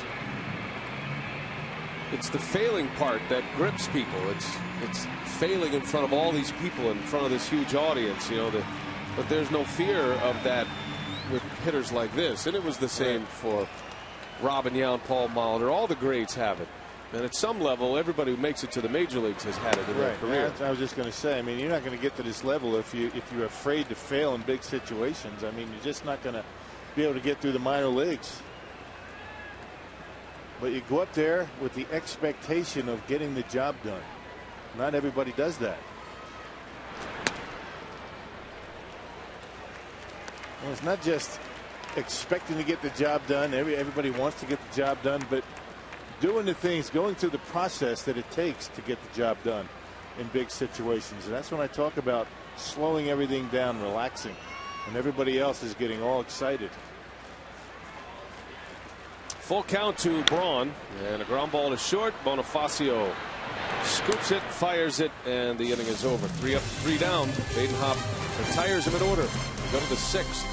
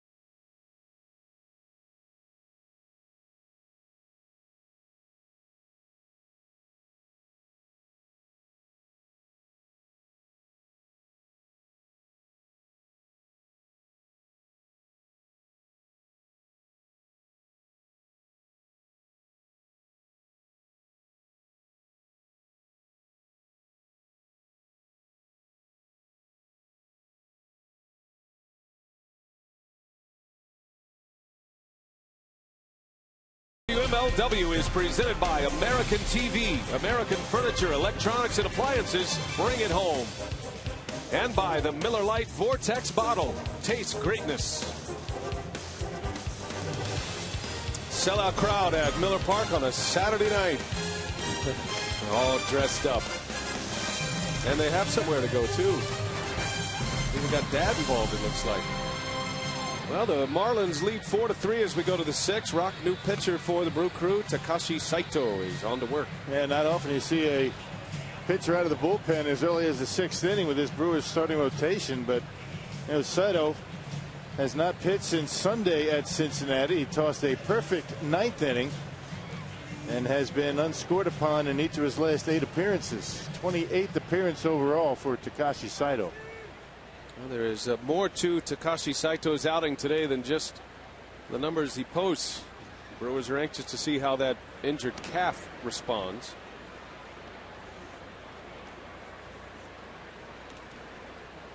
Saito is at the end of his career. Get to 40 plus, things start breaking down on you. It's been an oblique injury this year, a hamstring problem for Saito.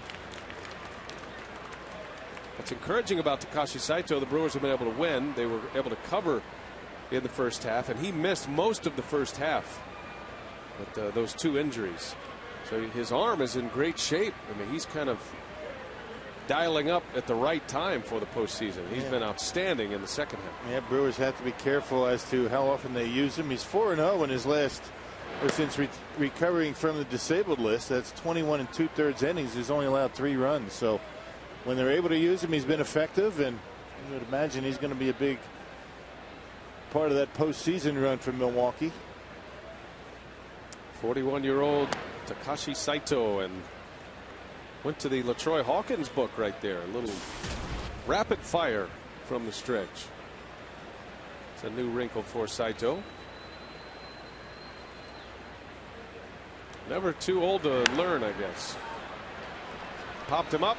Infante out to Taylor Green for the first out of the inning. He's got enough on that fastball yet at 90 miles an hour to get it by Infante, who took a Zach Greinke fastball out of here to left. 6'2", 200 pounds, 41 years old. Takashi Saito. I'd like to be able to have thrown 90 miles an hour when I was 40.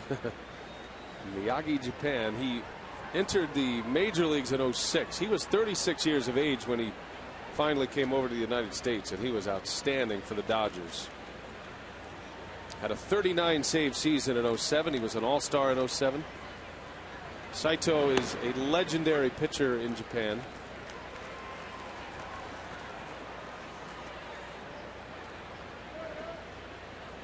Had a great career over there, both as a starter and a reliever, prior to his arrival in the States.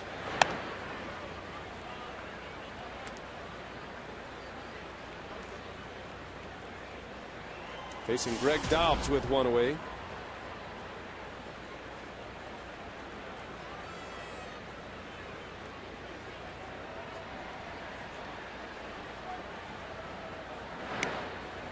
The next big thing in Japan is possibly available to teams this year. Yu Darvish.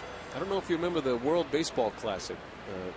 Darvish was, I remember it, pitching for Japan, and he was some kind of star. I didn't remember him, but I remember the WBC 2 years ago.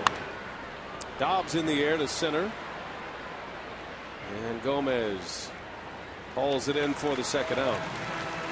And the Big Bang Theory is now on WMLW. Remember, you can see an episode tonight at 10 and every weeknight at 6 and 6:30 right here on WMLW.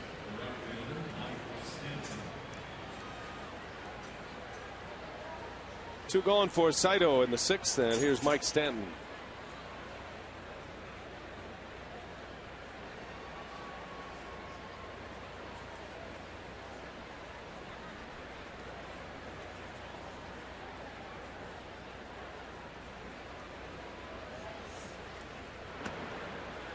And Saito gets ahead of him. The 41-year-old Saito, the 21-year-old Mike Stanton.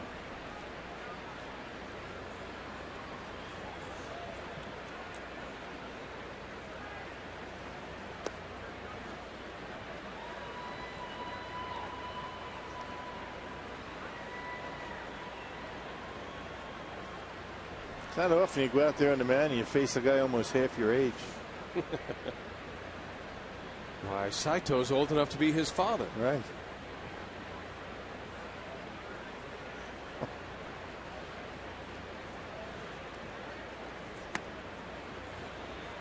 Two balls and a strike. They'll ask if he went. No, he didn't.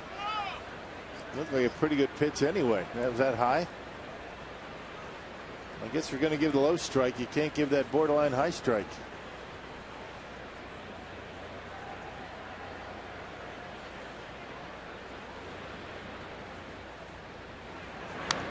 Ooh, had a big cut.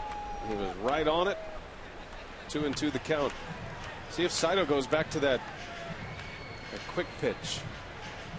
I have not seen him do that this year. Yeah, first time for me too. That's something that Rick Kranitz just talks to his pitchers about, his relief pitchers. Some do, some don't. But Troy Hawkins has got a lot of mileage out of that this year.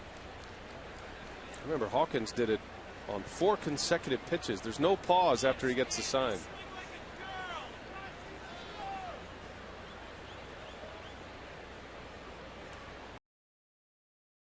Kashi all right? Yeah, Lucroy checking on Saito. He was on the pitching rubber, then stepped off, walked around, shaked his elbow out a little bit. 2-2. And a breaking ball, a swing and a miss. Strikes out Stanton. And a 1-2-3 inning for Takashi Saito.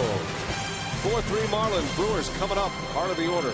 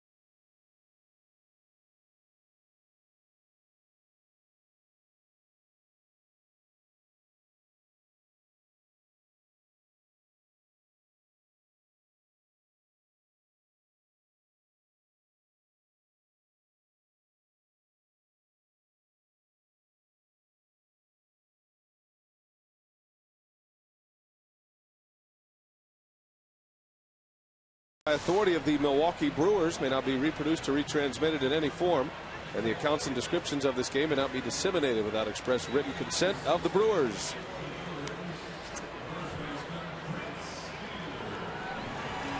Prince Fielder will lead off.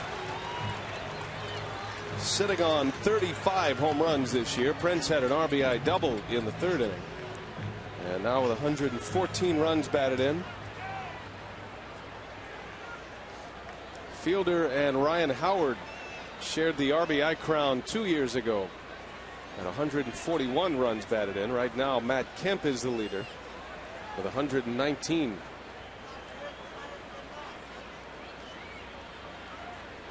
Badenhop back on the mound. Fielder takes a strike. Prince just 2 home runs shy of the lead. Pujols and Kemp with 37 home runs apiece. Matt Kemp has a legitimate shot to win a Triple Crown. As Fielder slices one right to Dobbs for the first out. Yeah, he was hanging around the RBIs and the home runs all year long, but I mean, the last 2 weeks, Matt Kemp has all of a sudden gotten himself into that batting title picture. Been going crazy for the last, what, 2 weeks? Kemp starts the day batting .326. Reyes and Braun now at .330.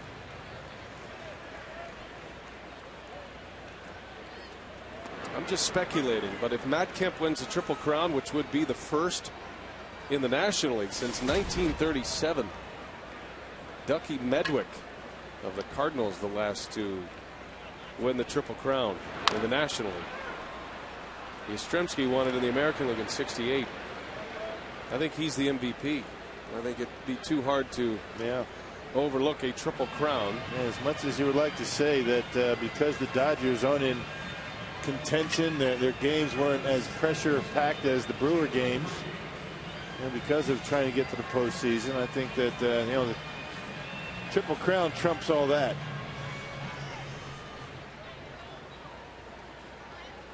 Joey Votto and Carlos Gonzalez of the Rockies chased a Triple Crown for a good part of the summer last year.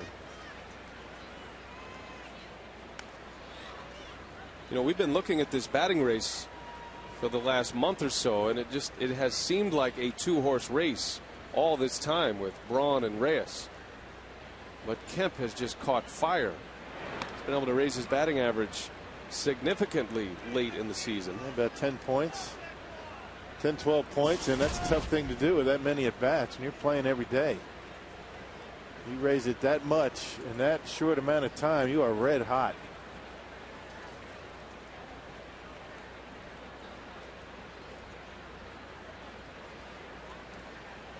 Oh, 2 the count on Taylor Green, and he pulls one foul. Dodgers are in San Diego tonight.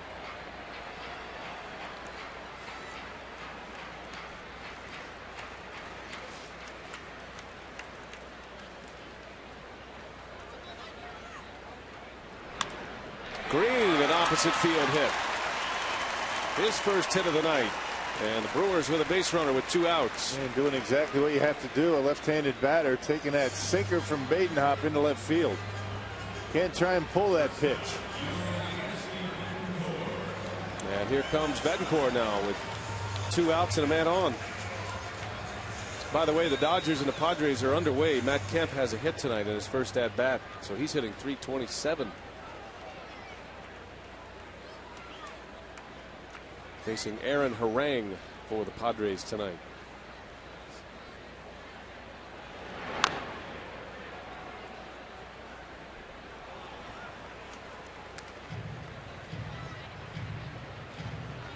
Betancourt with a home run his last time up.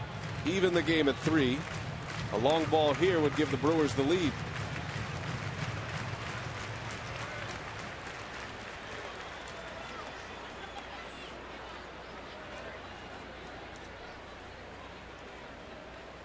Two outs in the inning. Badenhop slings one in for a strike. 0-2 the count. There's LaTroy Hawkins. He'll have the 7th inning.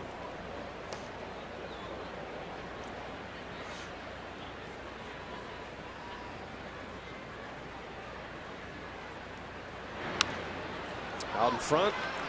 Pop up to Bonifacio. Side retired. Badenhop with 2 scoreless. We go to the 7th inning from Miller Park. 4-3 Marlins.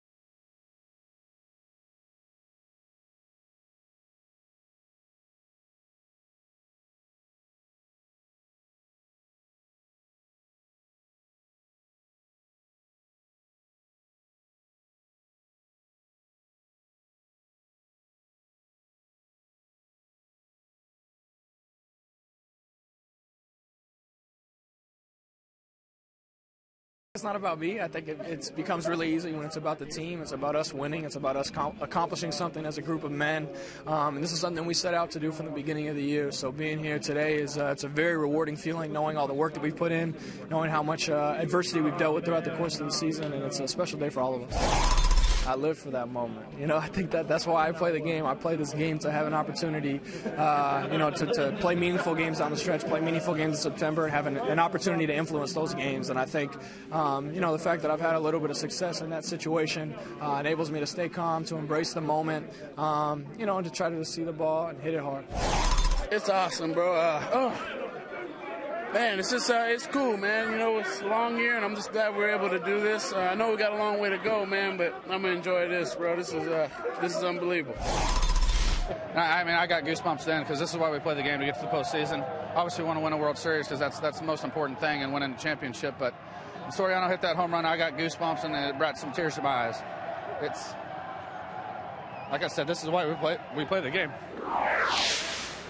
Awesome stuff, huh? Emotional night last night, and you're seeing some of the heavyweights with some of the great passion, and it feeds throughout this ball club. Sean Markham, Prince Fielder, Ryan Braun. Great stuff last night, and we want to tip our hat to our terrific crew, led in the truck by Chris Withers and Michael Odino.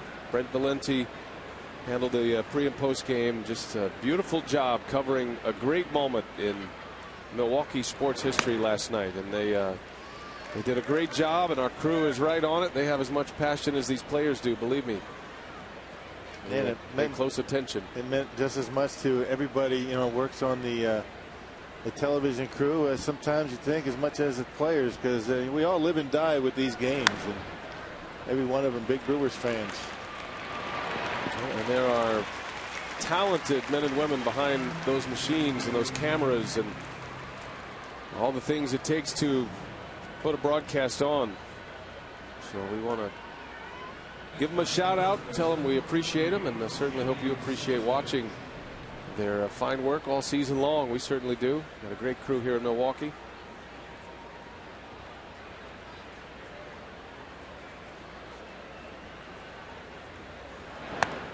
That's one of the worst parts of the season. It's a long season. You wrap up the year, which will end on Wednesday, and then you don't get to see all your buddies, the people you've worked with every day for an entire summer. And in our case, 7 months we've been at it. Yeah. The regular season ends, local television is gone, and the networks take over in the postseason. It's kind of you kind of miss it. You travel with the team, and we get to know our crew here in Milwaukee, the best in the business, and it all ends on Wednesday.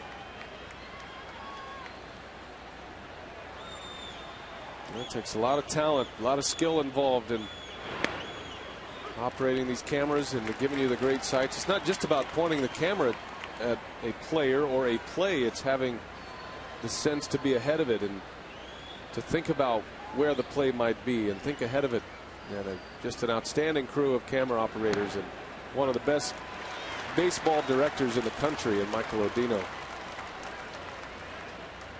And more to come. Got 4 games remaining after this. A lot more memories to be made, you can bet.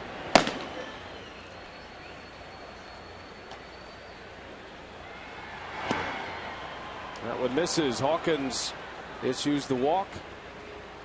A 1-out walk for LaTroy Hawkins. Sanchez is aboard.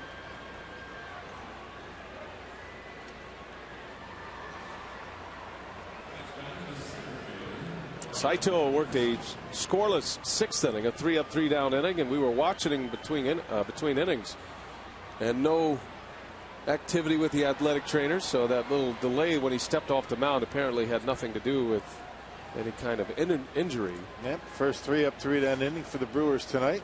Takashi Saito. It's been a grind to try to get through this Marlins batting order tonight. Greinke started, went 5 innings, 9 hits, a season high. 5 walks, a season high. Gave up 4 earned runs.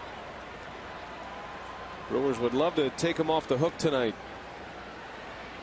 Still have a chance. They're only down a run. 4-3 Marlins here in the 7th inning.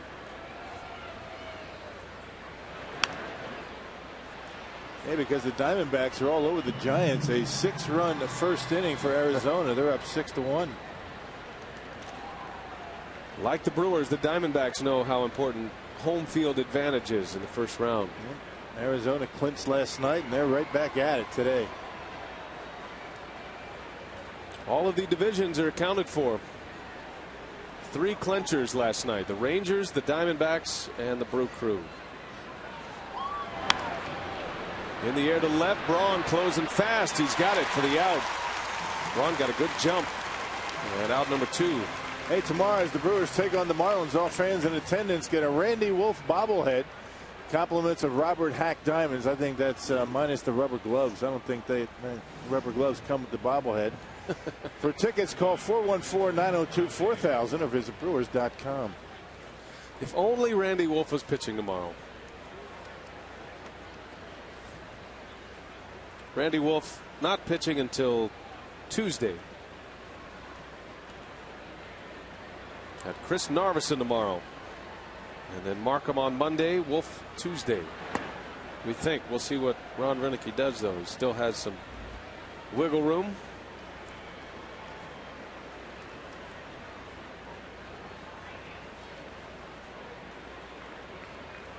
Hawkins with 2 away, runner at first.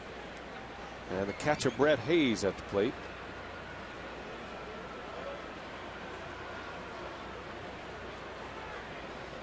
What a turnaround for the Diamondbacks. Worst to first. Kirk Gibson taking over. The manager of the year race is going to come down to between Gibson and Renicky.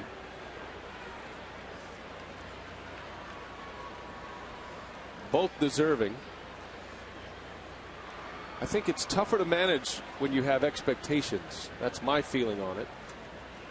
And the Brewers certainly had high expectations for this team. Yeah, there were absolutely no expectations for the Diamondbacks in spring training. Everybody was saying, the so-called experts, that they might be one of the worst teams in the National League. That has not been the case.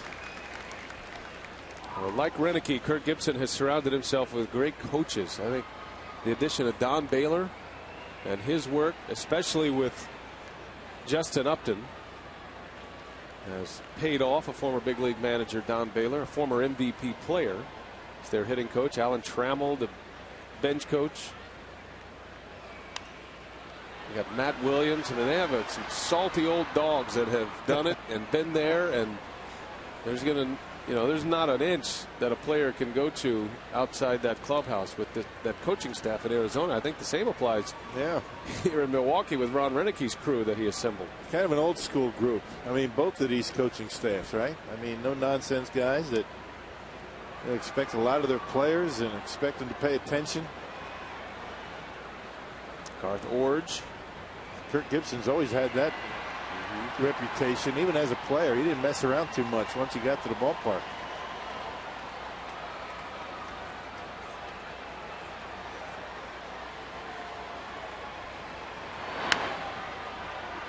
And I am greatly looking forward to Kirk Gibson's first postseason press conference. And I'm looking forward to the first question about Kirk Gibson's home run in 1988. Because he will bite your head off if you ask him about his personal accolades and his history. He does not like talking about that. And has declined interview request after interview request on that subject matter. There's a swing and a miss. Hawkins with a good 7th. Picks up a strikeout. Do the Brewers have a comeback in them? We go to the bottom of the 7th inning. Bottom of the order coming up.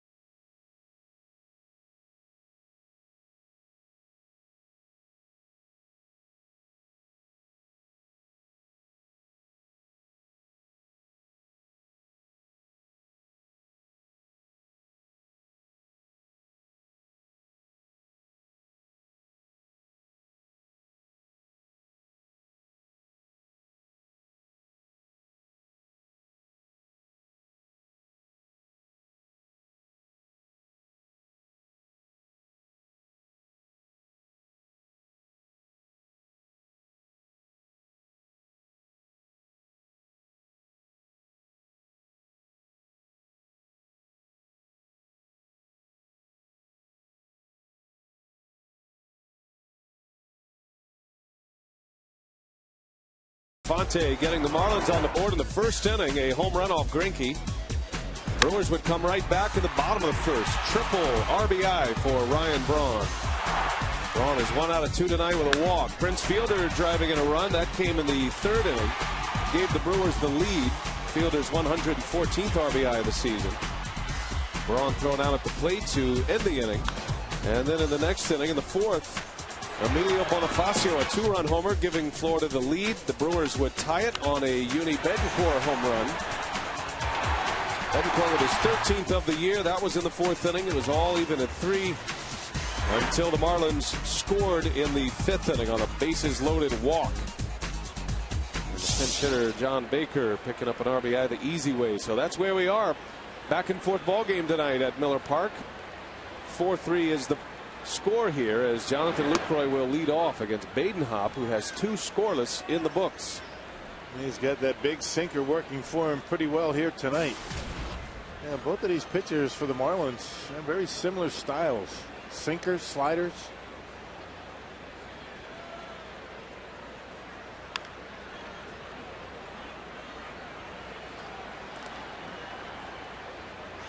Interesting, Badenhop, a big-time ground ball pitcher, but 4 of his 6 outs have come in the air. He's only given up 1 hit. That was a 2-out single by Taylor Green.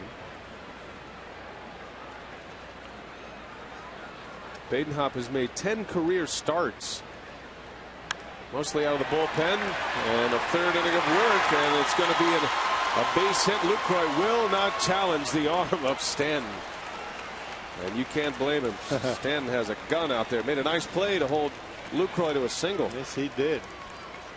And he threw that ball right on a line into second base and from in the corner out there and right. And even when it hit Infante's glove, it still rolled enough to get to second base. That's how good arm he has. But a good piece of hitting by Lucroy, pulling the hands in and shooting it to right field. And good job by Morrison to hold him to a single. Just barely able to get that one in the webbing, and a quick throw into second base. Yeah, that's a great play. You love that kind of effort. He is going to be a force in this league. He already is, but he's a guy that's going to challenge for an MVP, you would think. Jerry Hairston Jr. pinch hitting, and he rips one right center. That's slicing on the run. Peterson can't get it and kicks it away. Lucroy winds it up. He's on his way to third, and they'll hold him there as Stanton lets loose a great throw, but Hairston, a pinch hit double, and it's second and third for the Brewers with nobody out here in the 7th inning. And not messing around, attacking early, and that ball literally kicked into right field after Peterson tried to make a diving catch at it. And pulling the hands in once again, a pitch in on him, up, and able to just get it out of the reach of the center fielder Peterson, and off the knee and into right. And with nobody out in the top of the order coming up, Ed Cedar holds Lucroy at third base.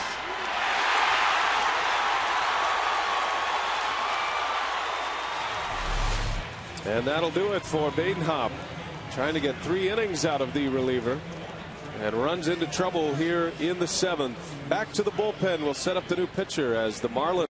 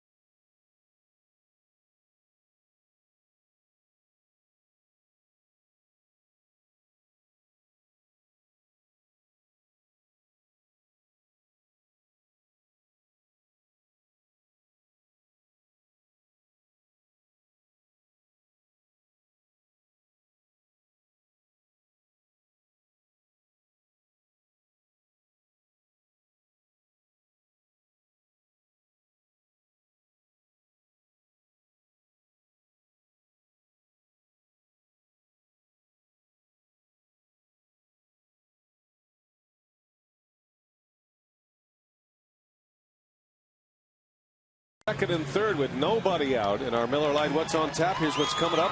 Final game of the series tomorrow. The final homestand, or the final series of the homestand of the season, begins Monday against the Pirates. A 3-game series with the Pirates. We're on Fox Sports Wisconsin the rest of the way. Miller Lite What's on Tap.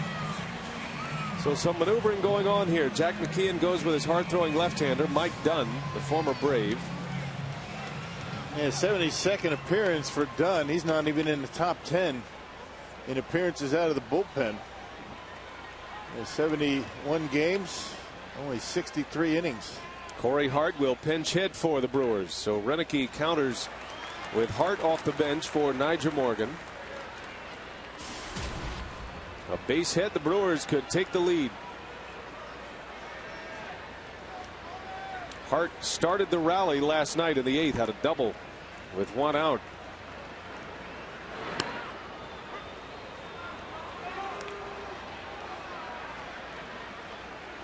Lucroy a leadoff single.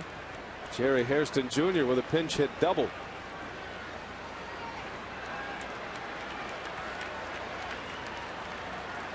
Ball and a strike on Corey Hart, and it's 2-1.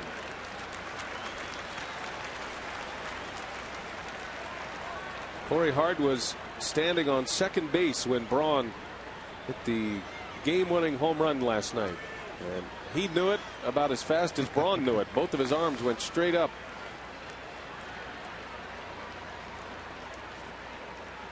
Yeah, that was one I think everybody in the ballpark knew was out. And then he hits them and they stay hit. Boy, 3-1 count for now for Corey Hart. I figure he's going to get a pretty good pitch to hit. First base is open though. Hart had 2 hits last night and a line out. In a big spot in a hitter's count. He lays off. They'll ask if he went. Yes, he did, says Tim Timmons. Unable to check his swing. Hart thought he had a walk.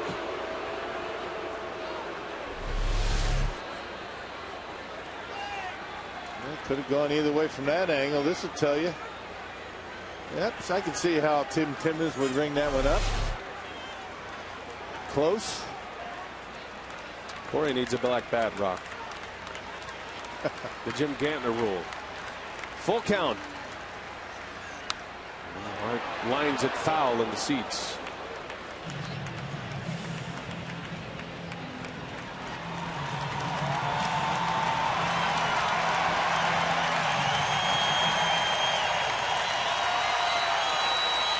Another sellout tonight. 44,520. 34th sellout of the year. And they're ready to roar with a base hit.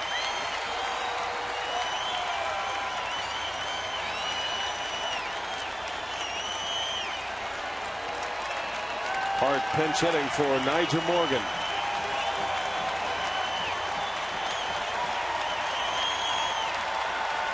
Here's a 3-2. Hart rips it right center field. That's going to get down and go to the wall. Lucroy scores. Hairston scores. A 2 RBI double for Corey Hart. And the Brewers have the lead.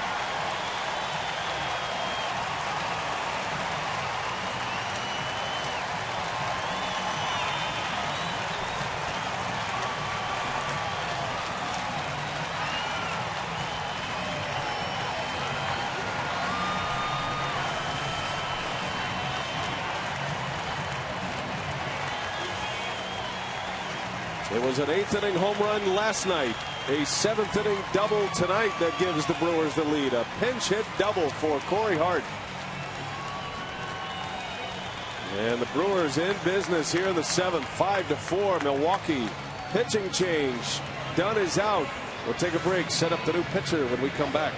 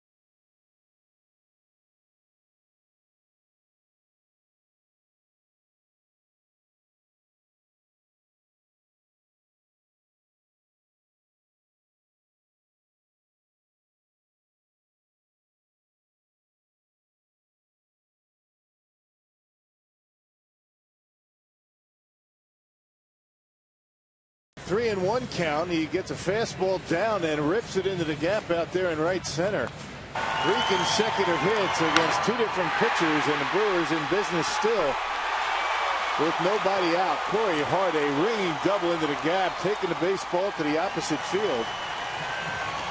And all 3 hits in this inning have come to the opposite field for Milwaukee. First 2 hits came against Badenhop. Mike Dunn gave up the double to Hart, and now it's going to be Ryan Webb, third pitcher of the inning for Jack McKeon. Ryan Webb, his 51st appearance. Good numbers this year. Not a big strikeout pitcher, more of a ground ball specialist, and he's got Carlos Gomez at the plate. Runner at second, nobody out. Gomez drops a bunt down, and Hart will advance. Gomez, a sacrifice bunt.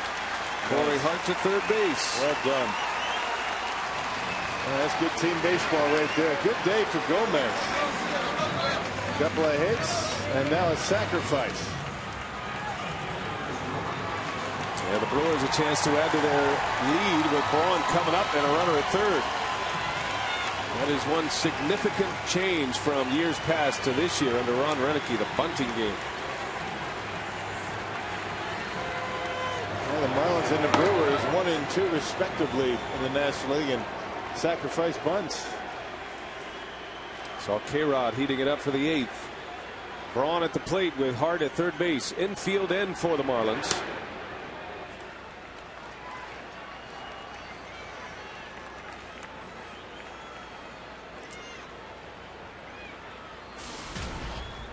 Braun tonight has a triple and an RBI.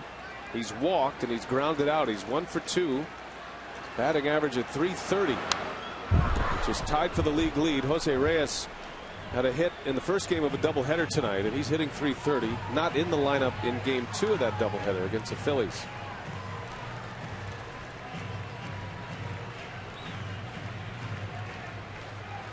Hey, Webb has a good fastball. That was 95 up in his zone. And Ryan not able to get the bat head out. This big dude out on the mound for the Marlins. They've got some big boys out there in that bullpen and in the rotation. Chris Volstad at 6'8", last night's starter.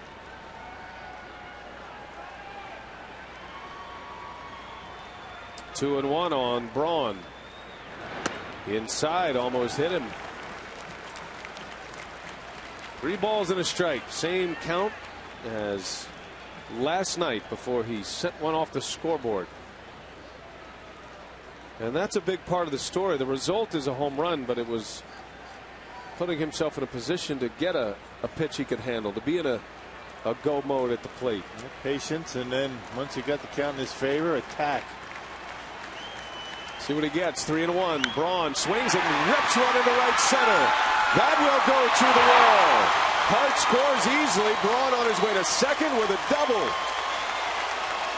6-4 Milwaukee as Braun drives in his second of the game. Something else, some kind of plate coverage for Ryan Braun. That wasn't a bad pitch. A 3-1 slider. Down and away. He went down and got it with that big long bat and just whistled it into the gap in right center. And not many guys can do that. He might be able to get a bat on it, but not hit it this hard. Check out that pitch. Down in the zone, a breaking pitch on 3 and 1. And Ryan able to bend the knees, get down, level the swing out, and rip it out there into the gap. Some kind of talent. Thing of beauty. Second hit of the night. 6-4 Crew as Hart scores the run. The Brewers with 4 hits in the inning. Jack McKeon walking fielder here with a base open at first, trying to set up a double play opportunity to get him out of the inning. Yeah, 4 hits in the inning and all coming to the opposite field. Every hit in this inning has come to the right side of center field. That's what you love to see. 11 hits for Milwaukee. And there's the 4th one to Fielder, who leads the league in intentional walks. That's his 32nd of the year. Another 100-plus walk season for Prince. And here comes Casey McGee.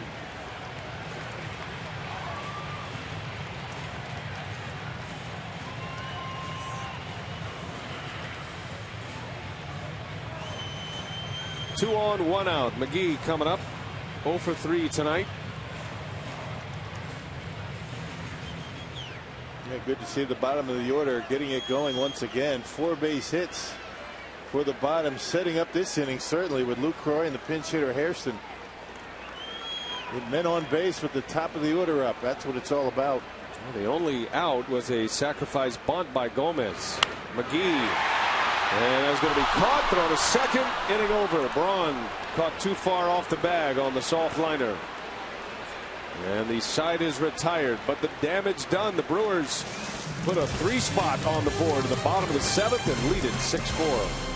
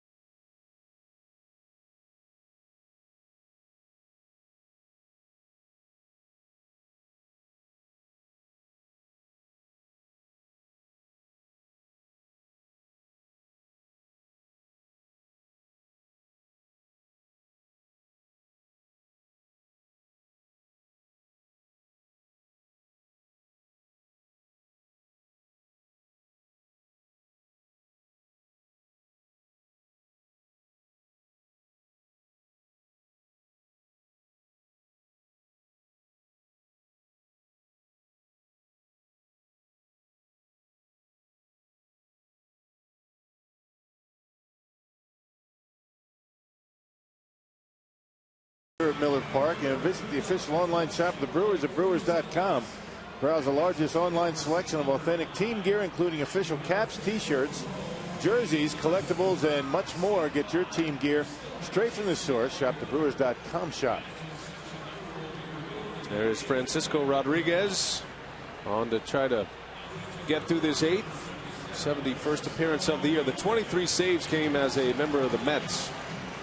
K-Rod has not had a save opportunity with the Brewers. He had one in front of him, but had to be removed from the game with a tight quad. But he has been fantastic in this role as a setup man. Corey Hart stays in after his big double to drive in a pair. He'll play right field. Donnie Murphy is the pinch hitter for the Marlins. K-Rod deals him a strike. Now, Braun ended up with most of the headlines last night, but it was Francisco Rodriguez's 8th inning that set up the dramatic home run for Braun. The Marlins had 2 on with 1 out in that inning. And K-Rod came in. He said he needed the punches, the punch outs, the strikeouts, and he got Mike Stenton and Logan Morrison struck him out to end the inning. And a lot of emotion pouring out of Francisco Rodriguez last night. They got them both on breaking pitches down and away after getting ahead of them early in the count. That's all it's all about for Rodriguez, staying away from the fastball and the fastball count.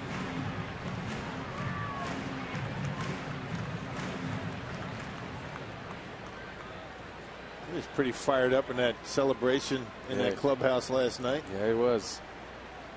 Enjoying every minute of it.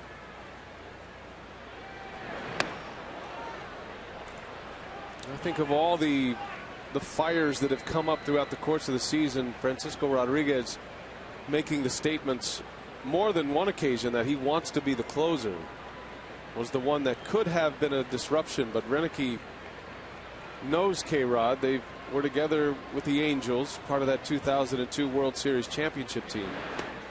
As K-Rod strikes out Donnie Murphy for the first out. And the way Renicky stated, look, that's the way he is. He's going to tell you the truth. It doesn't mean he's not going to compete. It doesn't mean he doesn't want to be the closer either. He is a closer. He is an historic closer. And he's probably going to be a closer again after this year. There's that changeup from K-Rod. I mean, what a equalizer that pitch is. That ball not even at the plate. Murphy's swing all the way through. Good arm action on it. And one of the best in the game. I think that scene could have been an instant disruption if it's not handled the way it was handled. You know, Renicky basically gave him his space and agreed with him. Yeah, I don't want him to be happy to be a setup man. He's a closer, and I want him to keep that fire in him and keep that attitude, and he did, and he gave K-Rod a little wiggle room, and it was a story for a few days. But as you heard last night during our interview with Francisco Rodriguez, if you were watching, I mean, he is passionate about being a member of this team, loving every minute of this pennant race, and he knows his role is a valuable one, and he and John Axford have made quite the 1-2 punch. I'm not sure there's any better in the National League right now. Well, that bullpen all of a sudden got real smooth. It smoothed out quite a bit for Ron Renicky when he came on board. Only the Phillies have used fewer relievers than the Brewers, but it's been a philosophy of Ron Renicky, and he's had a lot of success from his pitchers that have allowed him to do that. But he's given them their innings. You know, they're 1 inning at a time, and you get to this point in a ball game, and the Brewers, for the most part, are able to close these games out without multiple pitching changes. No matchups necessary. That's because he didn't have that situational left-hander. There's a bouncer. McGee's got it. Long throw, and no chance to get the speedy Bonifacio. Good try for McGee. Bonifacio with his second hit. The guy's quite a weapon, Bonifacio. Tough to strike out. He just lays the bat on the baseball, and he can run. It's exactly what, you know, his game is, what he just did. Just lay the bat on the baseball and outrun the throw to first base. He slaps it, gets on top of it, and right there you knew no chance for Casey McGee to get him. Bonifacio just runs too fast. Well, McGee saved a double.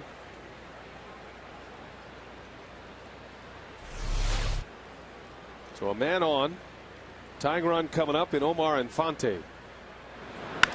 Bouncing ball. Betancourt to second. They get the out there, and that's all they'll get. But a good play from Uni B to Taylor Green for the second out of the inning. And he had to be quick because Bonifacio got down there quickly. He decided to play it on the second hop. He backed up on it, and once he did that, he said, I got to get rid of this ball quickly. And he just was able to get him.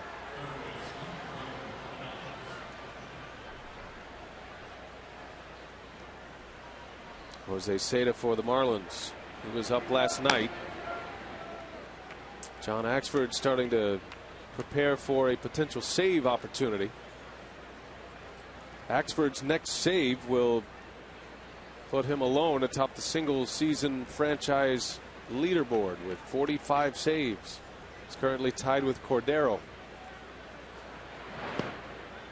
And bring him to within one of Craig Kimbrell. Kimbrell with 46 saves.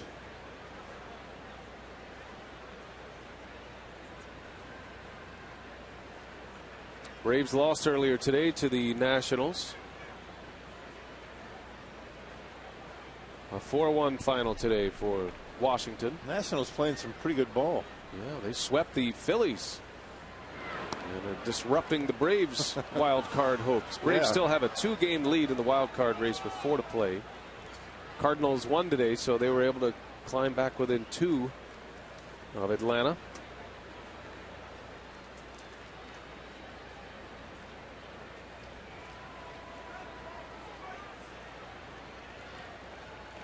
Greg Dobbs with 2 away and a runner at first. And K-Rod misses down and in. 3-0 the count on Dobbs. Dobbs with 2 hits tonight. He's 2 for 4. That's the guy you don't want to face. Representing the go-ahead run, Mike Stanton.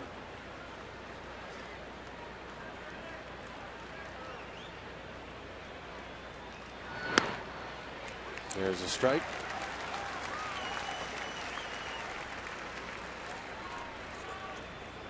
Francisco Rodriguez, the single season saves record holder. Did that as a member of the Anaheim Angels at the time. Now the Los Angeles Angels of Anaheim.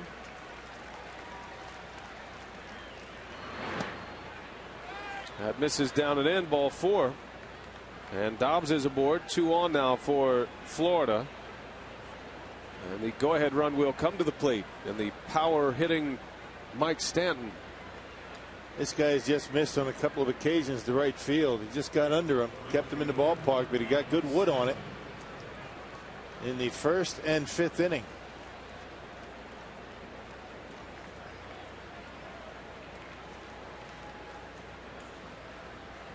So here's Stanton. 0 for 3 with a walk. A couple of high fly ball outs to right field, and Corey Hart playing very deep in right field, as are the rest of the Brewers outfielders.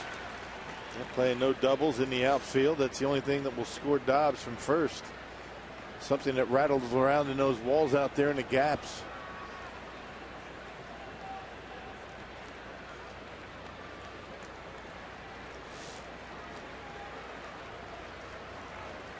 Two on, 2 out. 6-4 Milwaukee. They have just taken the lead with a 3-run 7th inning. Swing and a miss. Stanton with a big rip on a high fastball. It's 0-2. And K-Rod has him where he wants him now.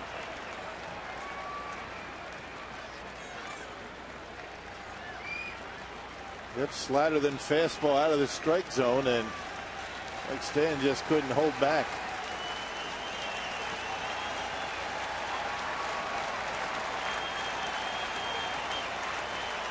See what he gives him. 0-2. K-Rod deals, and that's in the dirt. Skips away from Lucroy. Both runners will advance, and now a base hit can tie it up. 2nd and 3rd for the Marlins.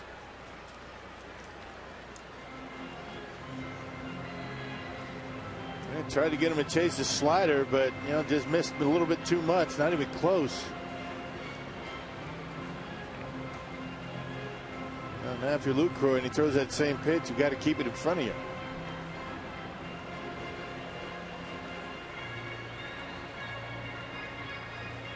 You got to love the way the Brewers are handling this game the day after a clinching day. Playing this one as tight as you can. A lot of emotion tonight. They want this victory. They want to keep winning. K-Rod will certainly give you a lot of emotion off the mound if he gets Stanton here. Ball and 2 strikes. Tying run now at second base for the Marlins. And a swing and a miss. K-Rod strikes out Mike Stanton.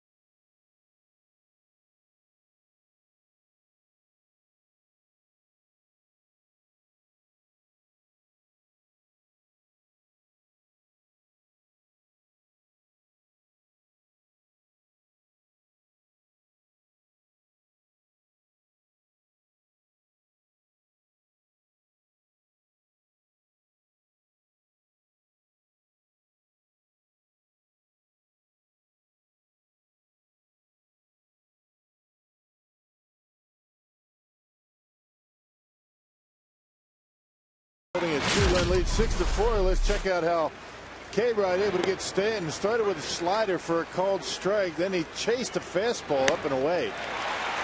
And then after wasting a slider that got by Lucroy, able to get Stanton on a 1-2 count. Slider, see you later. A perfectly located slider to get him. And that has been a tough pitch for these Marlins this entire series so far. That breaking ball way out in front.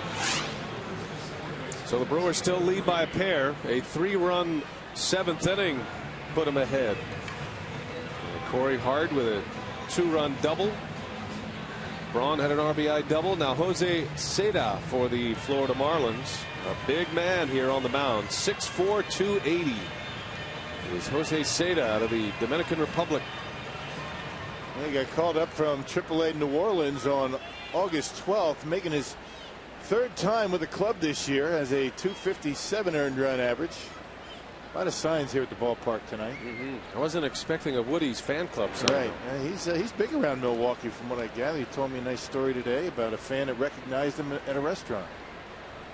Says, you look just like Kenny Rogers. Taylor Green takes a ball down and in. The gambler. You look just like that guy that does camera for the Brewers. And the guy didn't believe it was actually him. Woody. Speaking of friends of show, we want to send out our best wishes and wish for quick healing for Bud Lee, our buddy Bud Lee, longtime editor, journalist at the Milwaukee Journal. Used to cover the Brewers on a daily basis. Covered the Milwaukee Braves, some of those early Packers championship teams, and he's resting comfortably at home now after a stay at Freighter Hospital. So, Bud, we're thinking about you and hope you improve quickly. Good guy. He'll be out here real soon. 2-2 the count. Taylor Green at the plate has a hit tonight. He's 1 for 3.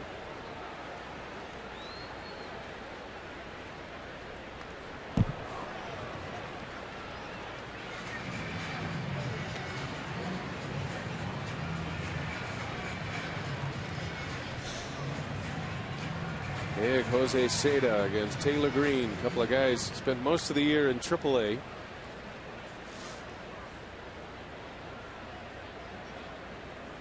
Two balls, 2 strikes. And a good cut. Green had a great year in Nashville this year. Minor League Player of the Year for the 2nd time in his career. Had 22 home runs, 88 RBIs. John Axford hoping for a save opportunity.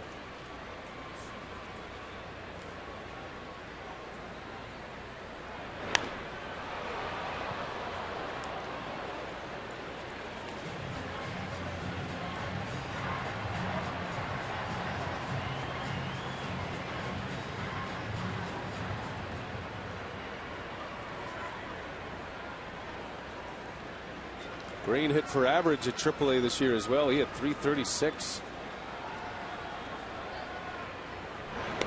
And down he goes. Seda took a little off, and Green is a strikeout victim.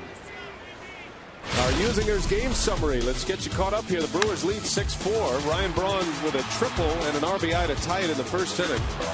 Braun's had a good night. A couple of hits, 2 RBIs. Infante with a home run for the Florida Marlins. His 7th home run of the season. Bonifacio hit a 2-run homer that gave the Marlins the lead briefly in the 4th. Betancourt tied it with a home run at the bottom of the 4th inning. And then it was Corey Hart who delivered the big hit, a pinch hit, 2 RBI double that gave Milwaukee the lead. Yeah, Brewers 4 for 7 with runners in scoring position tonight, and all 4 have been for extra bases. 3 doubles and a triple. That strikeout to Taylor Green. The only 2nd time the Brewers have struck out tonight. And you made a good point about the opposite field hitting for the Brewers. That's always an encouraging sign.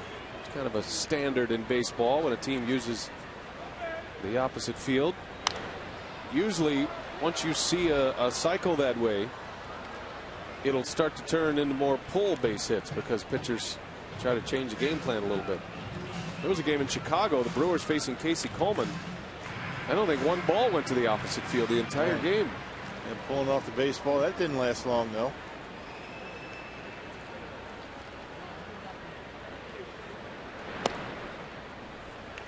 I always tell when a guy's relaxed and staying back, he's letting the ball get to him.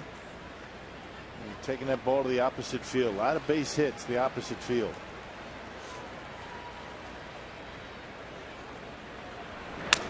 Broken bat down the line, off the glove of Dobbs. Trickles into foul territory, and Betancourt will hold around first. So 2 hits for Betancourt. 2 for 4 tonight. It's a single. And a base runner for Milwaukee in the 8th. Able to stay back just enough. I think it was that changeup with a split-fingered fastball from the pitch that got Green on strikes. And I think Dobbs was thinking about making the throw. He pulled up just a little bit to get his feet in position, and the ball went right under his glove.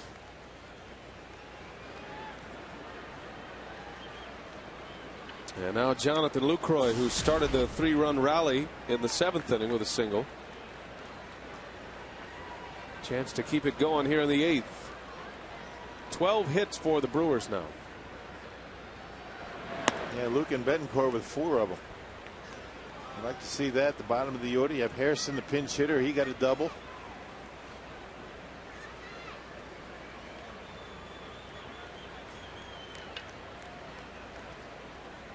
Hard with 2 ribbies, Braun with 2 ribbies, Fielder an RBI, and Betancourt had the home run.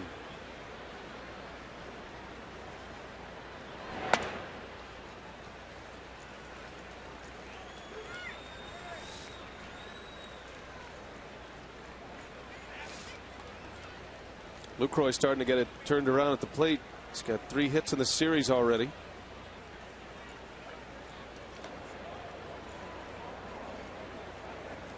Four hits and a walk in his last 3 games at the plate.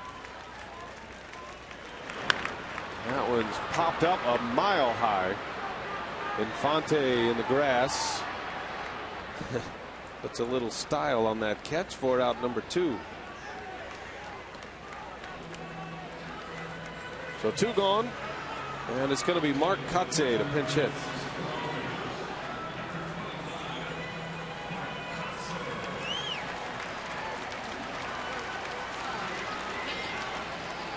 Kotsay has been the most productive pinch hitter for Renicky this year, hitting .293 coming off the bench, with 8 RBIs this season as a pinch hitter.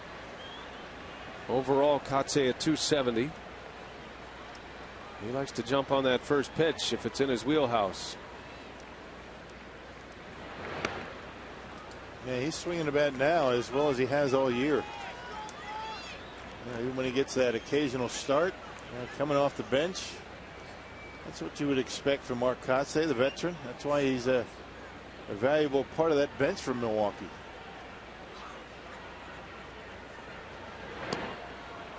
Kotsay has been with the White Sox the last couple of years, but he looked at Milwaukee and got some encouragement from Trevor Hoffman about how good it is to play in Milwaukee. Kotsay and Hoffman are neighbors in San Diego. Know each other very well. That skips away, and Betancourt on his way to second. A wild pitch in the truest sense of the word for Seda. Yeah, spike the fastball. That's a tough play for a catcher.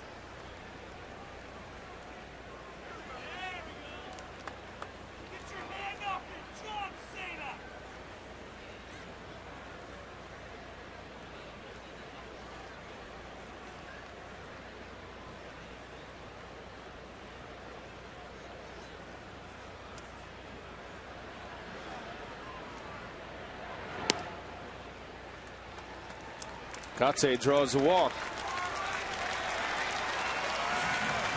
Seda with a hit and a walk, and it's going to give Corey Hart another shot. Hart did not start tonight. His first at bat came as a pinch hitter last inning. And a 2 RBI double, giving the Brewers the lead.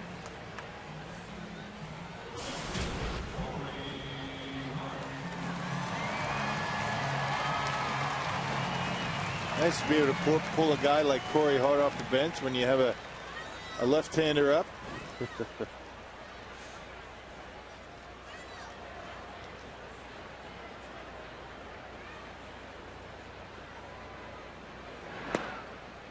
Brewers have a lot of balance. They have a lot of weapons. Can mix and match in the outfield. Mostly a center field platoon with Nyjer Morgan and Carlos Gomez. And not often you pinch hit for Nyjer, even with a left-handed pitcher up there. But Ron Renneke, knowing he had Corey available, and he got the job done.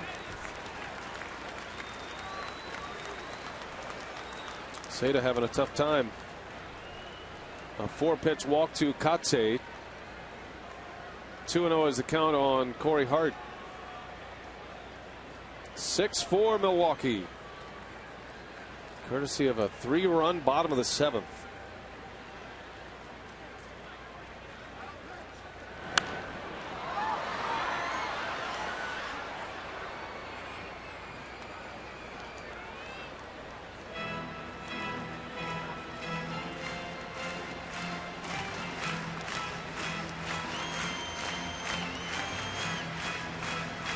Mets are beating the Phillies once again. Swept them in a doubleheader today, the New York Mets. Philadelphia has lost 9 in a row. Man. They haven't won since they clinched.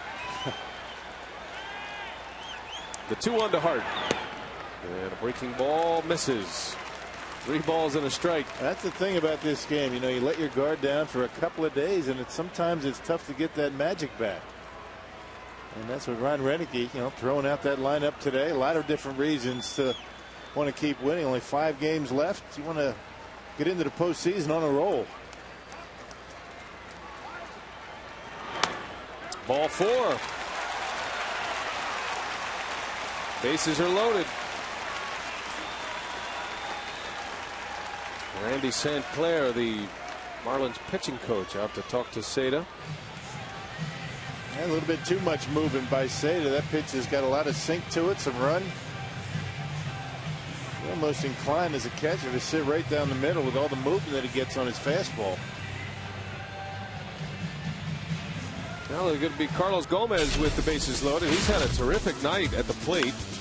Gomez started it with a double in the first inning, scored the first Brewers run, and then he had a double down the left field line in the third. Scored run number 2 using those wheels. Sacrifice bunt for Gomez a little later in the game. Defensively made this catch. Saved a bunch of runs. That was with the bases loaded. And the last time he was up, he dropped the bunt down, and it set up Hart's big double to drive in a pair. So he has had a great night at the plate. Since he has come back from his injury, he broke his collarbone just after the All-Star break. But since he's come back, every time he walks by Ron Renneke, he introduces it himself. Hello, Skipper. Carlos Gomez. Remember me? G-O-M-E-Z. Because he's anxious to get back in the lineup. Tomorrow's lineup card. Renneke just laughs, says, I hear you. I see you. Did I spell that right? Yeah, I did. Yes, G-O-M-E-Z, right. Yeah, okay. Bases loaded, full of Brewers. Gomez can turn a good night into a great night. Slow roller. Seda will take it himself. And that'll do it for the Brewers in the 8th. Save situation coming up, and here comes John Axford trying to stand alone atop the single season franchise record books.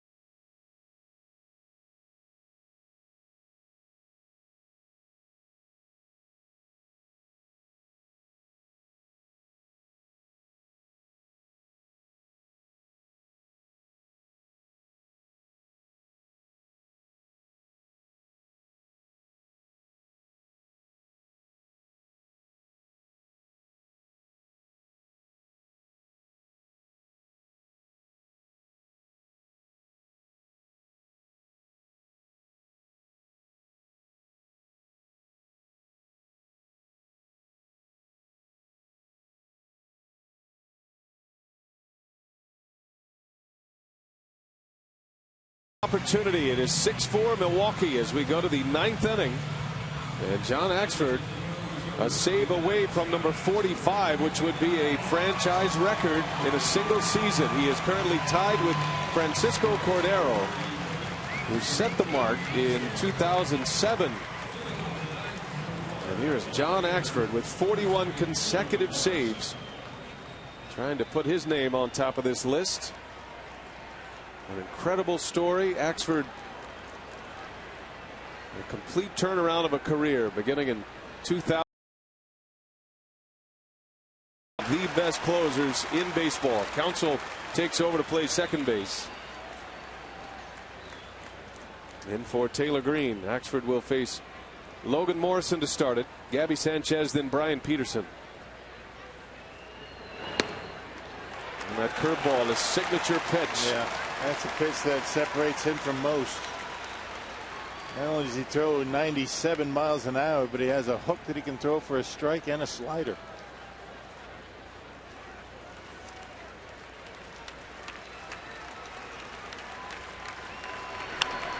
In the air, left field. Braun is there. One gone here in the 9th inning for Axford. When John Axford was released by the Yankees and was out of baseball, his velocity at the time was in the low 90s. It didn't really have the power, but once he signed with the Brewers, he credits Lee Tunnell and Fred Dabney. They made one change in John Axford. They got him into a different release point. He was straight over the top. Lee Tunnell told him, I want you to pretend like you're Roy Halladay. Whatever you think Roy Halladay pitches like, how you feel it. And although Axford is still over the top, he's a little hunched over, as you see. A little bit of a coil right there, and that gives him all his power and the consistency in his delivery to be able to throw that pitch over the plate for strikes. It's that move right there, showing the numbers to the hitter. That little coil that is Halladay-like, even though his release point is not where Halladay's is. And that spot, and you can imagine what's going through John Axford's mind. He starts doing this. The first time he threw it this way, his velocity was 93, 94, and every time out, his velocity kept getting higher and higher, and he ends up topping out at 98 miles an hour. Yeah, he found the fountain of youth, or the fountain of velocity anyway. Changed his career.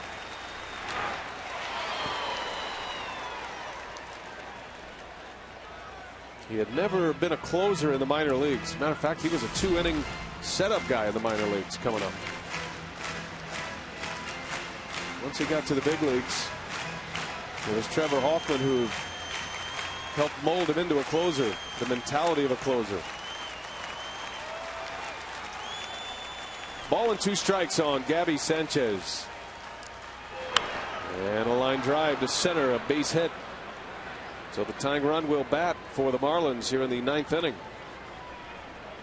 Sanchez, a very good hitter, able to get enough of it on the fastball in and muscle it into center field.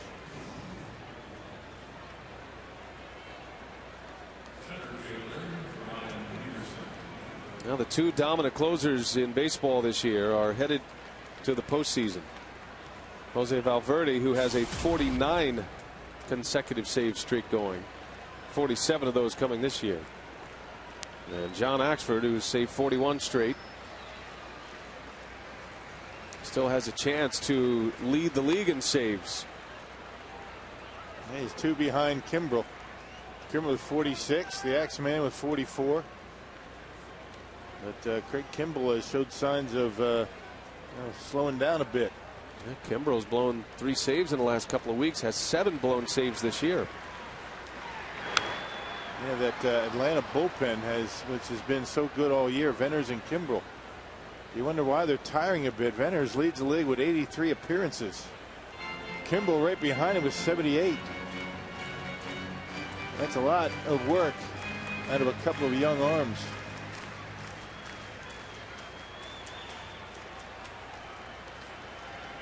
And just the opposite with the Brewers. Axford has rarely pitched when it hasn't been a save situation. Bouncing ball, that's foul. Fielder flags it, but a foul ball. Axford is appearing in his 72nd game. And you think about the games he's pitched when it has been a tie game. Axford has 2 wins this year. And with 44 saves on the season.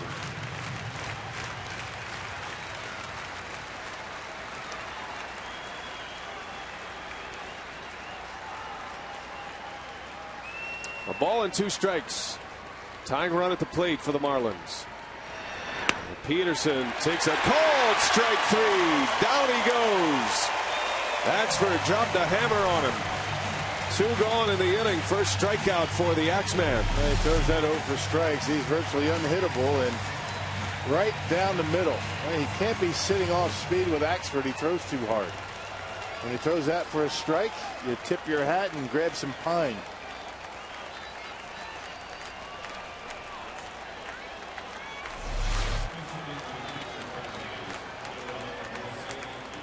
Jose Lopez coming off the bench. He'll pinch hit. Runner takes off. Brewers not holding him on. A swing and a miss. Sanchez to second base. Defensive indifference is the call. No steal. This is the man Axford wants.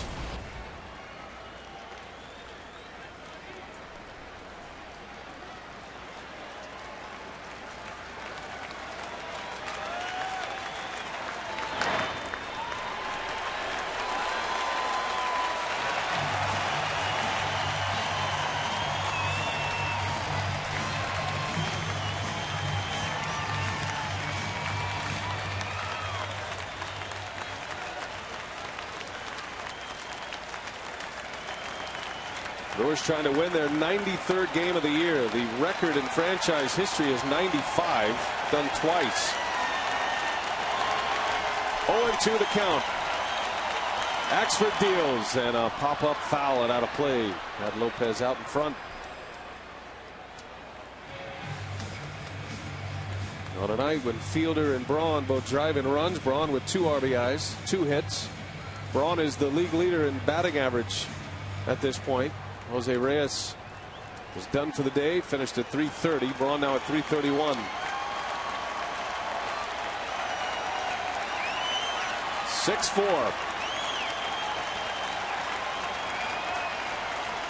The Axeman dealing an 0-2 pitch and a swing and a miss. And there it is.